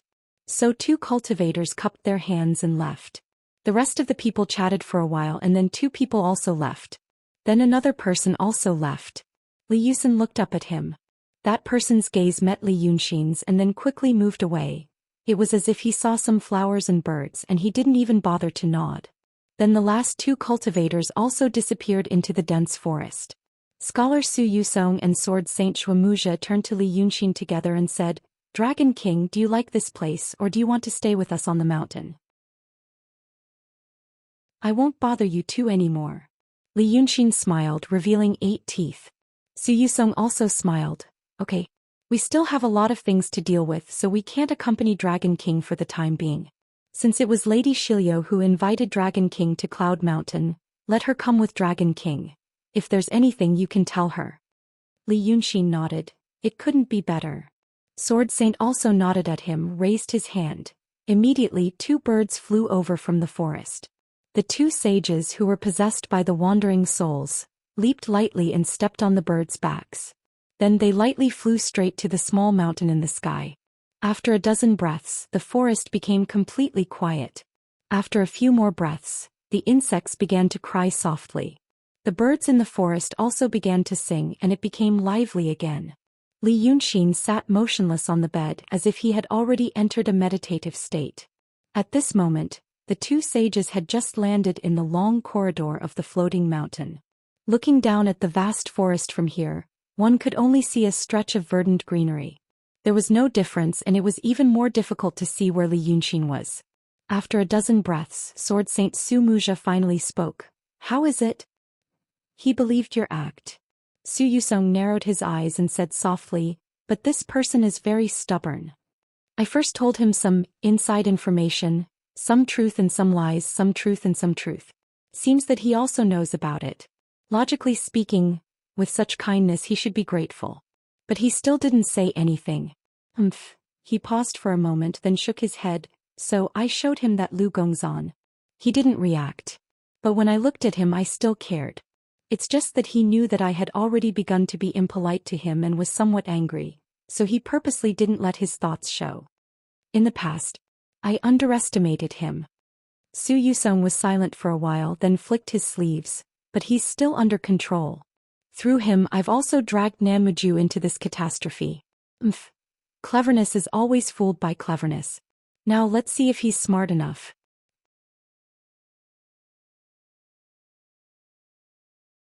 Chapter 442. After sitting alone in the forest for 2 hours, Li Yunxin stood up and began to walk slowly. It was almost late autumn outside, but here the birds were singing and the flowers were fragrant. Mount Xiaoyun was a strange place. Magical powers were restricted and the flow of time was different from other places. This could no longer be explained by magical, at least not in the sense of magical in this world. Or was this the so-called means of a celestial being? As he walked, he replayed in his mind everything he had experienced in the short time since he came to this Mount Xiaoyun. When he first met Zhou Xian, this fake saint was very kind. It could even be said that he was the kindest person he had ever seen among all the forces.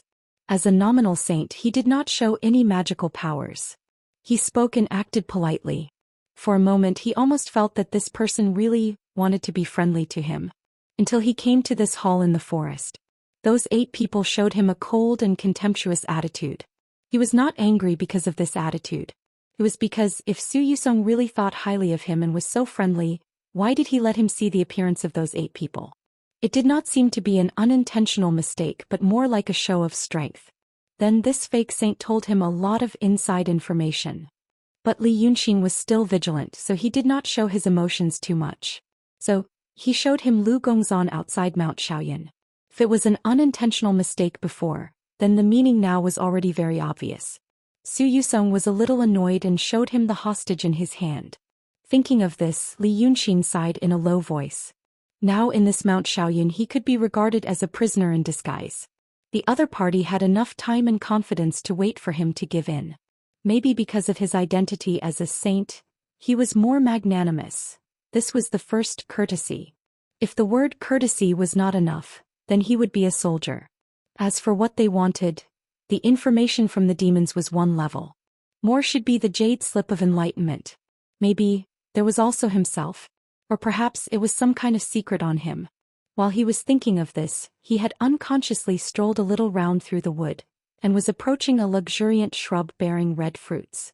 The fruit was only the size of a thumb, tender and beautiful, bright red, and looked pleasing to the eye. He carelessly reached out his hand to pluck it for fun. Suddenly he heard someone say, "Dragon King, be careful, that fruit is poisonous." Then the person who spoke walked out from behind the tree. It was Xianxia. Li Yunxin was not surprised by her arrival. After all, Su Yusong had already asked Lady Shilio to accompany him. In reality it was just surveillance. Of course, it was impossible for Su Yusong to be inseparable from him. Therefore he sent this young girl who was also a Taoist painter and knew his methods better. Li Yunxin withdrew his hand and turned to look at her. He saw that she had changed her clothes, and in her hand was a wooden box inlaid with brass. There was a slight smile on her face and her hair was combed into 2 buns. She looked like a little maid on an outing in spring. Seeing that Li Yunxin did not speak, Xianxia hopped over a few dead trees and came over. "Dragon King, how was the talk just now?" Li Yunxin thought for a moment. "Not much. That's why I asked you to monitor me. I probably have to stay here for a long time." Xianxia smiled again. "It's also a good thing. This is a good job that I've been looking forward to. Previously Dragon King said that he did not have too much time, but now he does. You can think about it slowly here and then teach me slowly." As she said that, she lifted the wooden box in her hand. "I brought my painting tools. Dragon King, do you want to walk again or do you want to relieve your boredom now?" Li Yunxin would not use the method of practicing painting to relieve boredom. But just as he was about to open his mouth to refuse, he saw Xianxia winking at him playfully. So his heart skipped a beat and he remembered something. Before, Su Yusong had shown him his supernatural power. This place forbade supernatural power, but he did not know why his method could be used. This meant that, if Su Yusong wanted to see, he might have a way to see what they were doing now and hear what they were saying now. If Xianxia was indeed from Mu Nanju, it would be difficult for her to say these secret words to him. Maybe she was trying to use this method to communicate with him. So he nodded and smiled. "Okay." The two returned to the tree shed in the dense forest and sat down at a small table. Xianxia opened the wooden box and took out a night-luminescent pearl. She put it in the lampstand on the table and it emitted a soft light. Then she took out the brushes, ink, paper and inkstones one by one from the box and placed them on the table. Then she looked at Li Yunxin. "Dragon King, don't you have anything to say and no one to see?" Li Yunxin looked into her eyes and recalled what she had said to her when she woke up. She said that she wanted to use his coming to Yunshan to find a legitimate reason to move around. But now that she was accompanying him, there was no room for her to move around. She wanted. Li Yunxin narrowed his eyes and understood. As a member of Mu Nanju, Xianxia wanted to go around. As a member of the Freemasonry, she was here to monitor him and try to get some information from him to find some weaknesses. Then, there was one thing he could do to satisfy the purpose of these two identities at the same time. So he thought for a while and sighed. "Fine. Help me bring a painting for someone." Grindek. Hearing his order, Xianxia became happy. It seemed that she was excited about the fact that she could finally see the best painter in the world to try his skills. She took some water and added it to the ink stone. Then she took out an ink stick, pulled up her sleeve with her left hand and slowly ground it. Not long after, the ink stone was full of thick ink. At this moment, Li Yunxin took out a brush, wet the brush in the brush washer and rubbed it on the table. The rice paper pressed on the table felt very good, reminding him of the past. The past referred to the appearance of his parents in this life when they were in the mountain village. In fact, it was only a few months. But now when he thought about the past, it was like recalling the dream he had last night. At that time he still had the state of mind of a Taishang. He only saw many things but he did not have many feelings in his heart. For example, he knew that sometimes when he pretended to play in the garden, his mother Shangguanyu would look at him from the porch, holding on to the wooden pillar that had become smooth and round because of the long years. Often she would look at him for half an hour. At that time, he knew that the woman did it because of love. Maybe there were other reasons. The reason of fear that the good time will pass one day. But he only knew it before. Now, he felt a slight sourness in his chest. But there were many things that he could not understand at that time. Thinking about it later was like a dream in the fog. What had passed could not be recovered and he could only regret it. At that time he often used this kind of paper to practice painting. After he escaped from that place because he became a demon and his magic power became stronger, he had not touched this kind of paper for a long time. He sighed softly and spat out the sourness in his chest on the paper. He tapped the ink stone with the tip of the brush. The snow-white tip of the brush immediately absorbed the ink. He casually hooked and drew back on the painting, and outlined the blade of a sword. Only half of the blade was drawn. It was as thin as a cicada's wing, as if it came out of a snow-white mist.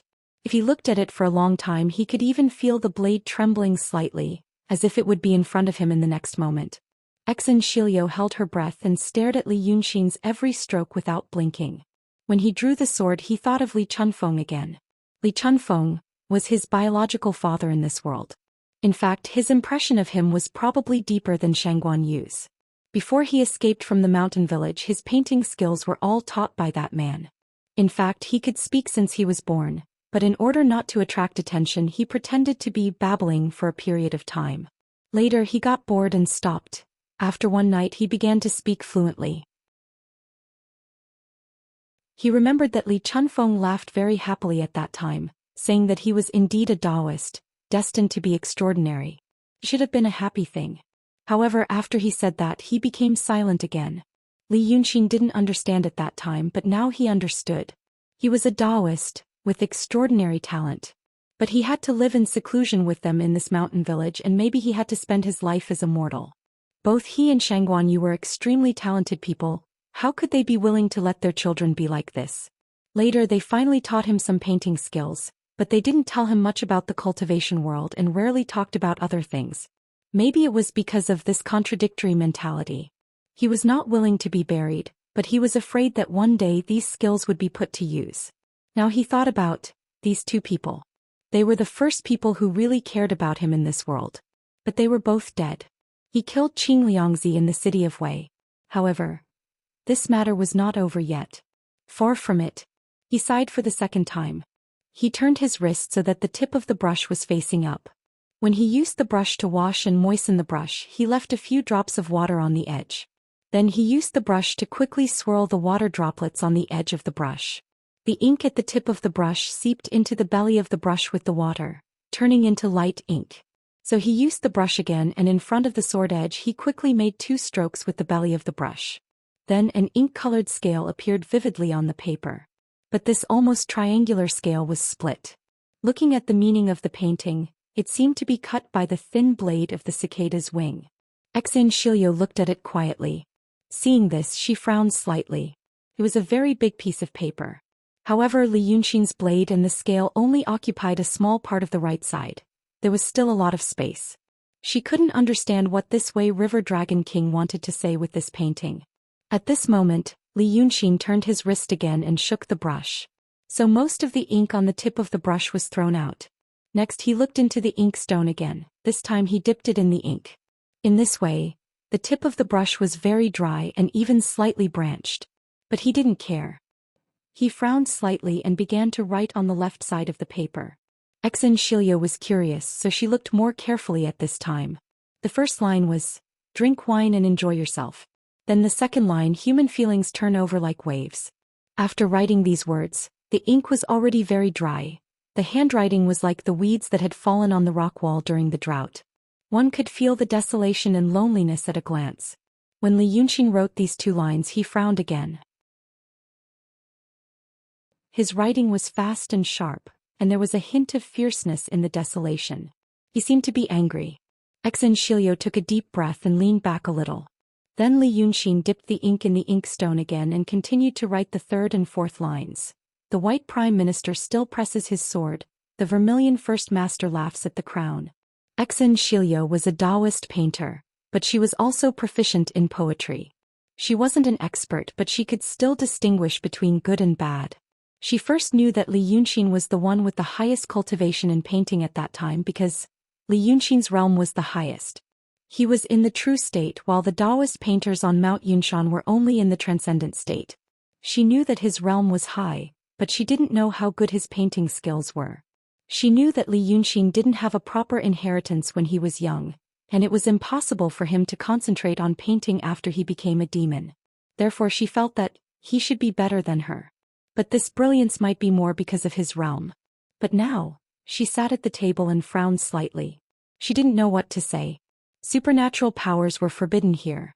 The paintings he made were just ordinary paintings. But it was such a thing coupled with such a poem. She felt that the murderous aura was overflowing, as if it was about to burst out from every stroke. She was so shocked that she felt a slight pain in her lungs when she breathed. Purely in terms of painting skills, how could he be so strong? However, looking at the 4 lines of his poem, based on her limited knowledge, these 4 lines were also excellent. Even if she couldn't truly understand the profound meaning of every sentence, she could still, just by looking at the words, she could see it in a fleeting manner. The 4 lines of the poem were about drinking with old friends, trying to extinguish the hidden bitterness in their hearts. But even if they were friends who had known each other for many years, they still had to put their hands on the hilt of the sword to prevent him from harming them. And when he becomes successful, if you count on him to promote you and take care of you, it will only make people laugh. She read the 4 lines in her heart again. She felt that the poem was excellent. But this poetry, this painting meaning, she was slightly stunned and said in a low voice, "Dragon King, is this a gift for Lu Gongzan?" Li Yunxin was silent at first. The brush stopped at the end of the 4th line as if he wanted to continue, but he was hesitant. Hearing her question, he only smiled. Xianxia knew that it was a tacit agreement. At this moment, her mind was completely attracted by the painting and the poem. After thinking carefully for a while, she frowned slightly. These 4 lines are naturally good. But it seems that they haven't had enough. Dragon King, there's nothing else. Li Yunxin was silent for a while again. Suddenly, he exerted some force in his fingers and broke the pen in his hand, throwing it on the ground. There's nothing else. He stood up slowly and looked down at the painting again. Then he turned around and flicked his sleeves. Give it to Lu Gongzan on my behalf.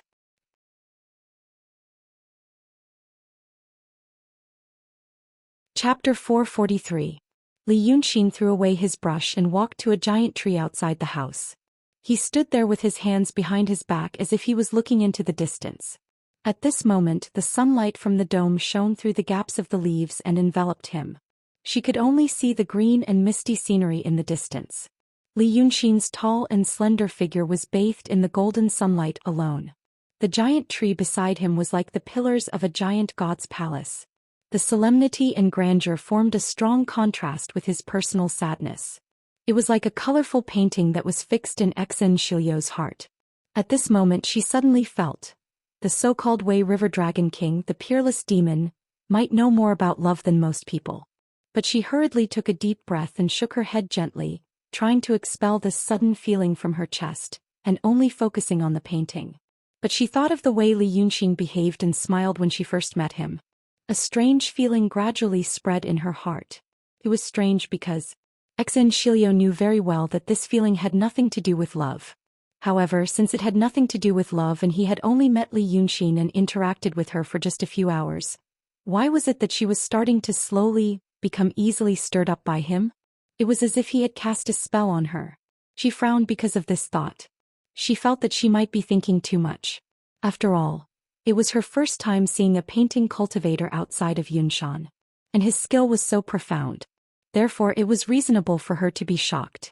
Li Yunxin was a dangerous person. He was thinking of this. She took a deep breath. She seemed to have thought of something and said softly, "Dragon King, did you think of something sad?" Although he did not have supernatural power, he still had the cultivation of his body. There was no other sound in the forest except for the chirping of birds and insects. Therefore, even if she spoke softly, she could still hear it clearly. After listening to her words, Li Yunxin slightly tilted his head to look at her after a while. "How can I be sad? The faint golden light shone on the side of his face. The contours of his face were clear and distinct. It was as beautiful as a painting drawn by the most brilliant Taoist priest, so beautiful that it was a complete mess. This scene made Xianxia's heart skip a beat. However, she suppressed this jump and took a deep breath. She hurriedly smiled and said, I thought Dragon King was thinking of those girls who used to be by his side. Inshuerwa by Yunxin Hongyangzi. Dragon King played with them and hurt their hearts. Don't you feel sad when you think about it now? She herself did not know why. As he said these words, he felt somewhat unhappy. She almost shut her mouth and sat there silently, not wanting to see his face again. But he couldn't let it go. After saying these words, she regretted it. Her heart was suddenly in her throat, as if it was hanging in the air. However, she didn't know why it was hanging in the air. Therefore, she saw a smile suddenly appear on Li Yunxin's face. Obviously, the corner of his mouth was slightly raised. She didn't know if it was because of his long and thick eyelashes slightly drooping, casting a faint shadow on his cheeks. She suddenly felt that his smile was a little gloomy. Gloomy and looked very lonely. What do you mean by playing? He smiled like this, but his voice was a little sad. He squinted his eyes, looked at the sky and sighed softly. The word lonely, when taken apart, a boy playing in the shade of a melon field, a thin dog chasing insects and butterflies in an alley. But this lively scene belongs to others and has nothing to do with me. This is loneliness. No one understands me, no one accompanies me. This time, I really want to hold on to something. His voice was light and clear. It was like the sound of green leaves falling in the bright sunshine of a distant summer, or like the crackling sound next to a warm fire in winter. It sounded gentle and sad, as if a heavy breath would startle him. Many people say some sincere words and make vows at many times. Then as time passes, the words are forgotten, the vows are broken. People say that they are playing. Li Yunxin said as he slowly turned around. His cheek was hidden in the shadow, glowing with cold light. The other cheek was bathed in the golden light, warm and soft. But when those vows of undying love are said, how will others know that they are not sincere? A lonely person is like a drowning person. He will want to grab everyone around him and ask him to break free. He will want to find someone to share his love with. As for whether that person is suitable or not, it's not something a drowning person will consider. Saying such a thing, as playing. Don't you think it's also a very cruel way of saying it? Xianxia's heart that was hanging in suspense suddenly fell down. This fall seemed to have fallen into the snow mountain and ocean of qi, stirring up something. Soft emotions bubbled up in her chest. She hurriedly took a deep breath and forcefully suppressed them. But there was a subtle feeling in her heart, as if a little surprise and relief were mixed together. But there was a little bit of bitterness in it. It was this kind of emotion that drove her to say something unconsciously. So, Dragon King treated them sincerely. But later he felt that they were not suitable, so they separated? That sounds like a man of love and righteousness. Li Yunxin smiled again with sadness in his smile. That Inshuer, I just arrived in city of Wei when I met her. I was lonely and had no one to rely on. She fell in love with me and accompanied me every day. How could I not admire her? But she died tragically. Do you know who did it?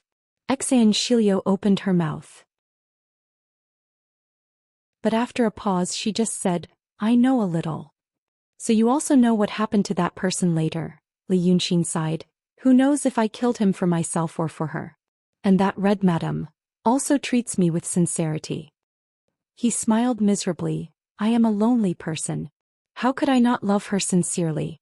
However, I still have a grudge against her father, Mr. Dongting. How can I bear to put her in the middle and put her in a dilemma? So you should know another sentence. Letting go is the last gentleness I can give you. When Li Yunxin said this, he slightly frowned. In Xianxia's eyes, this slight frown seemed to indicate a painful emotion. Because of this, she was stunned. It was the first time she heard such words, and she was a little stunned. She only felt that these words were clever and pleasant to hear, but it was really sad and helpless. She really wanted to hear it again. But she didn't know what to say. She even regretted asking about Li Yunxin's sad story. However, Li Yunxin slightly closed his eyes and let out a long breath. By Yunxin, what kind of person do you think she is? The proud daughter of the Golden Rock King who has walked the world for thousands of years. How could someone like me, who is just like a wandering ghost, be worthy of her. The emotions she gave me, I don't dare to accept it. When he said this, his eyelashes slightly trembled and he suddenly turned his back. After a long silence, he shook his head and laughed. But this time, his laughter was clear and crisp without a trace of sadness. "Oh, I was just joking. After all, it's just playing." He laughed repeatedly but did not turn his head. "You were also fooled." But Xianxia did not laugh. Instead she sighed. A sad, desolate and lonely person was pitiful. But, since he was sad and desolate, he could not easily show these emotions and could only use a smile to cover it up. Seemed to be more pitiful. What kind of person was he? Thinking of this, she could not help but lower her head to look at the 4 lines of the poem that Li Yunxin had inscribed on the painting. "Drinking wine with you, everyone is at ease. Human emotions are like waves." The white prime minister knows but still presses his sword. The vermilion gate is the first to laugh. The strong emotions hidden in these 4 lines almost broke through the surface of the paper. To be able to write such a poem. What kind of understanding, what kind of emotions? What kind of person? What kind of person was he? She finally could not help but ask again, these 4 lines. Were they pretentious by the Dragon King? Li Yunxin was silent for a while but did not turn his head. "Oh." He first responded. After a full 3 breaths of time he lightly said, "It's someone else's poem. I copied it." Xianxia pursed her lips. Such a poem should be quite famous in the world. The Xian men accepted worship from all over the world. This worship was not only gold and silver utensils and delicacies. There were also poems and essays. Poems and essays were one of the most dazzling treasures in the secular world. When humanity flourished, the country was prosperous and the people were at peace, there would be magnificent essays passed down. This was enough to show the great achievements of the Xian men in shepherding the world. Therefore, the secular dynasties would do their best to collect beautiful poems and essays every year and offer them together. Cultivators had a long life. This kind of thing was naturally one of the few beneficial pastimes for them, so they had enough time and leisure to appreciate those things. However, Xianxia had never heard of such an outstanding 4 lines. He used a sudden smile to hide the pain in his heart. And now, as usual, she had thrown these 4 beautiful lines that expressed her feelings to a non-existent bystander. He was such a Li Yunxin. Therefore she did not speak anymore. Sitting at the small table, she slowly kept the painting and carefully put it into the wooden box. After a moment of silence she said, "Dragon King, tell me something else. Can you tell me about your learning to paint?" In the following 2 hours, Li Yunxin told her a lot about his learning to paint. His words and demeanor were very plain. However, if one carefully observed this plainness, one could see that it was the result of deliberate suppression. And the content of what he said was also very plain and calm.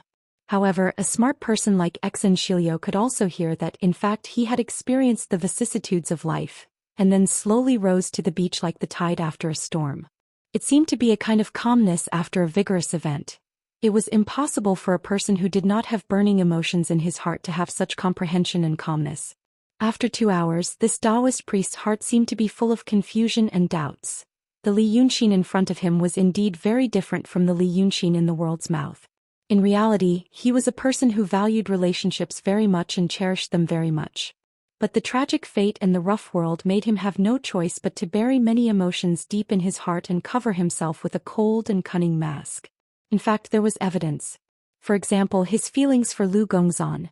People around him came and went, but only Lu Gongzan, who was ordinary, always occupied a place in his heart. This showed that he was indeed a person with a heart.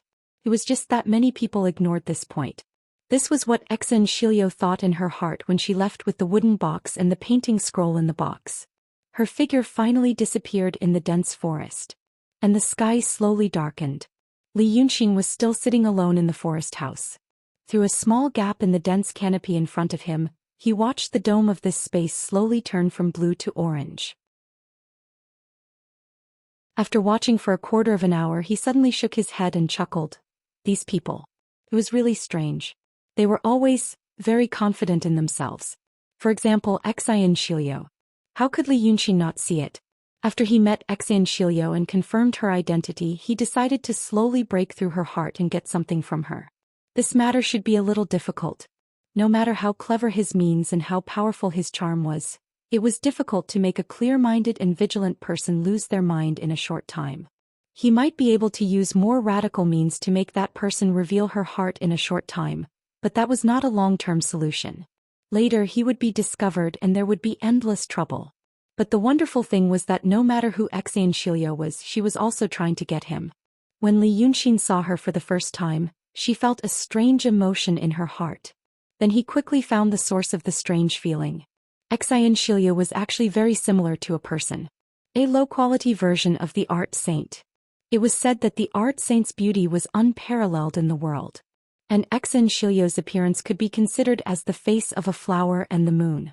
The art saint was the supreme master of painting, and he was one of the few peers of Li Yunxin in the world.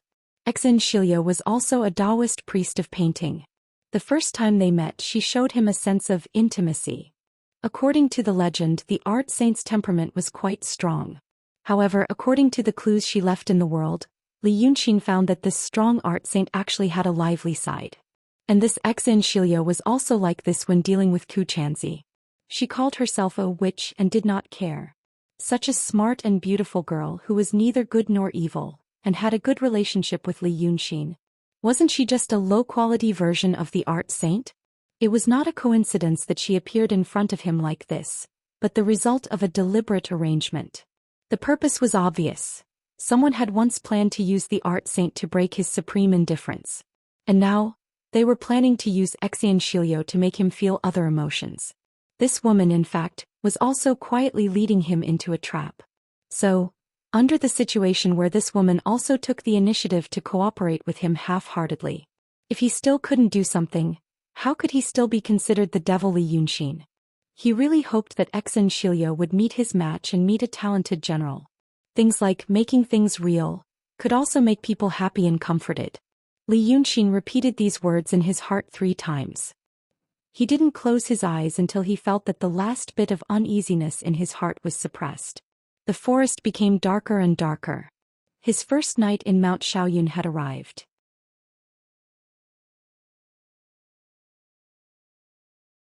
Chapter 444. In the middle of the night, the wind rushed and roared in every corner of the stone room. This stone cave had been attacked by the wind for thousands of years. Every stone wall had become smooth and flat, and every corner was free of dirt. Only Lao Dao was there. His face was pale and his hair was messy. He had been sitting in the wind for a long time. But in the next moment the wind suddenly stopped. A huge red-crowned crane flew in front of the door. The woman lightly jumped down from the crane's back and waved her hand. The crane immediately turned into a talisman and fell into her palm. So she took 2 steps forward and drew a few strokes on the stone wall.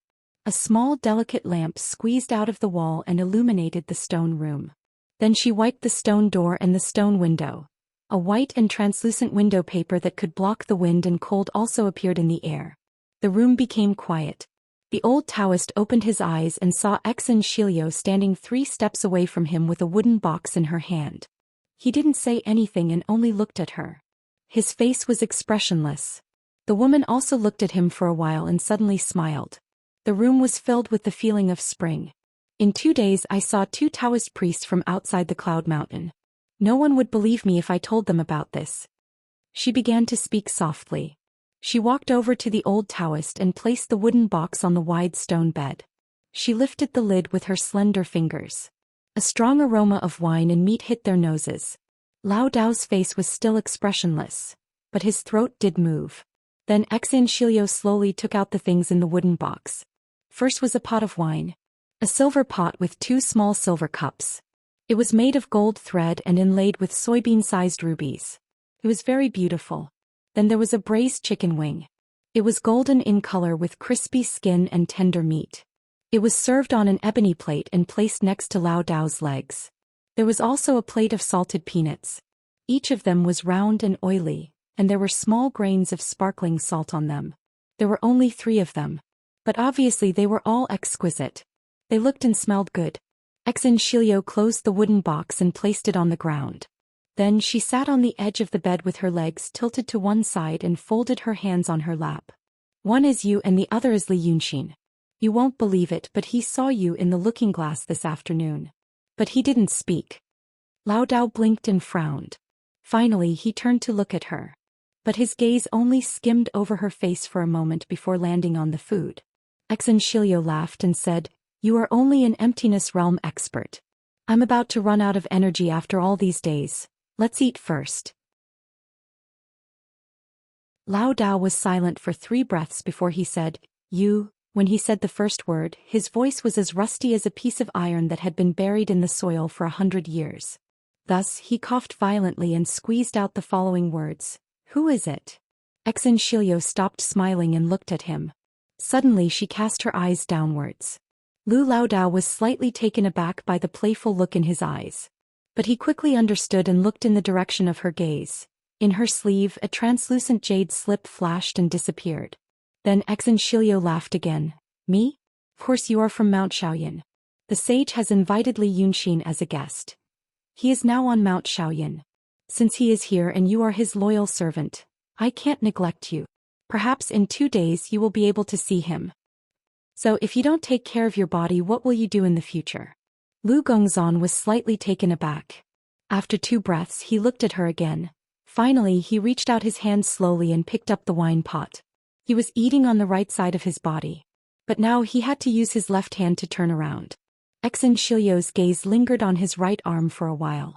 Lu Gongzan hooked his sleeve with his finger. Xianxia furrowed her brows and looked away. His forearm under the sleeve was completely rotten. It seemed that there was a finger-long wound on his arm. There was a thick layer of blood scab on the wound, but it should be pus under the blood scab. From both sides, up to his elbows, down to his wrists, tiny wounds densely covered every inch of his skin. Each wound was filled with blood, as if it would gush out at the slightest clench of his fist. It was rotten to this extent, but it didn't kill him. It could be said that the body of an emptiness realm cultivator had been tempered. Lu Gongzan only smiled when he saw her like this. He didn't use the wine pot. He hooked the handle of the silver pot with his finger and lifted it high.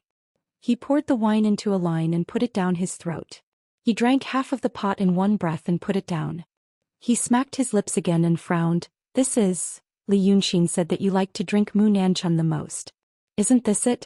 You also use this to entertain him." Xianxia observed his every move. Her voice was still soft and gentle. Lu Gongzan didn't speak anymore. It seemed that the wine bug and the gluttonous bug in his stomach were awakened at the same time. He reached out and picked the pile of peanuts. One by one the peanuts jumped up and jumped into his mouth. Seeing that he was chewing the peanuts, Xianxia stood up. She turned her palm again, and took out a scroll from her sleeve. It had already been framed. "Li Yunxin asked me to bring you something," she said softly. "He said that you will understand when you see it." Hearing this, Lu Gongzan suddenly raised his head and stared at the scroll in her hand. Xianxia slowly unfolded it from right to left. She first revealed half of the blade and a broken scale, then stopped. Seeing these 2 things, Lu Gongzan's body leaned back slightly. The murderous aura in the painting. Now that he saw it, his reaction was the same as Xianxia's. He felt that his throat was tight and his heart was beating wildly, as if his body was soaked by coldness. "It's his handwriting." Lu Gongzan's lips trembled slightly. He tried hard to spit out this sentence. His eyes seemed to be a little frightened. He said, "There's more, there's more." Xianxia saw his reaction and then unfolded the scroll again. First she left a large piece of blank space. Then she saw the first line of the poem. Lu Gongzan's lips trembled again. He slowly exhaled from his chest. The qi was burning hot and a little trembling. When he saw the first sentence, the fear and apprehension in his heart disappeared.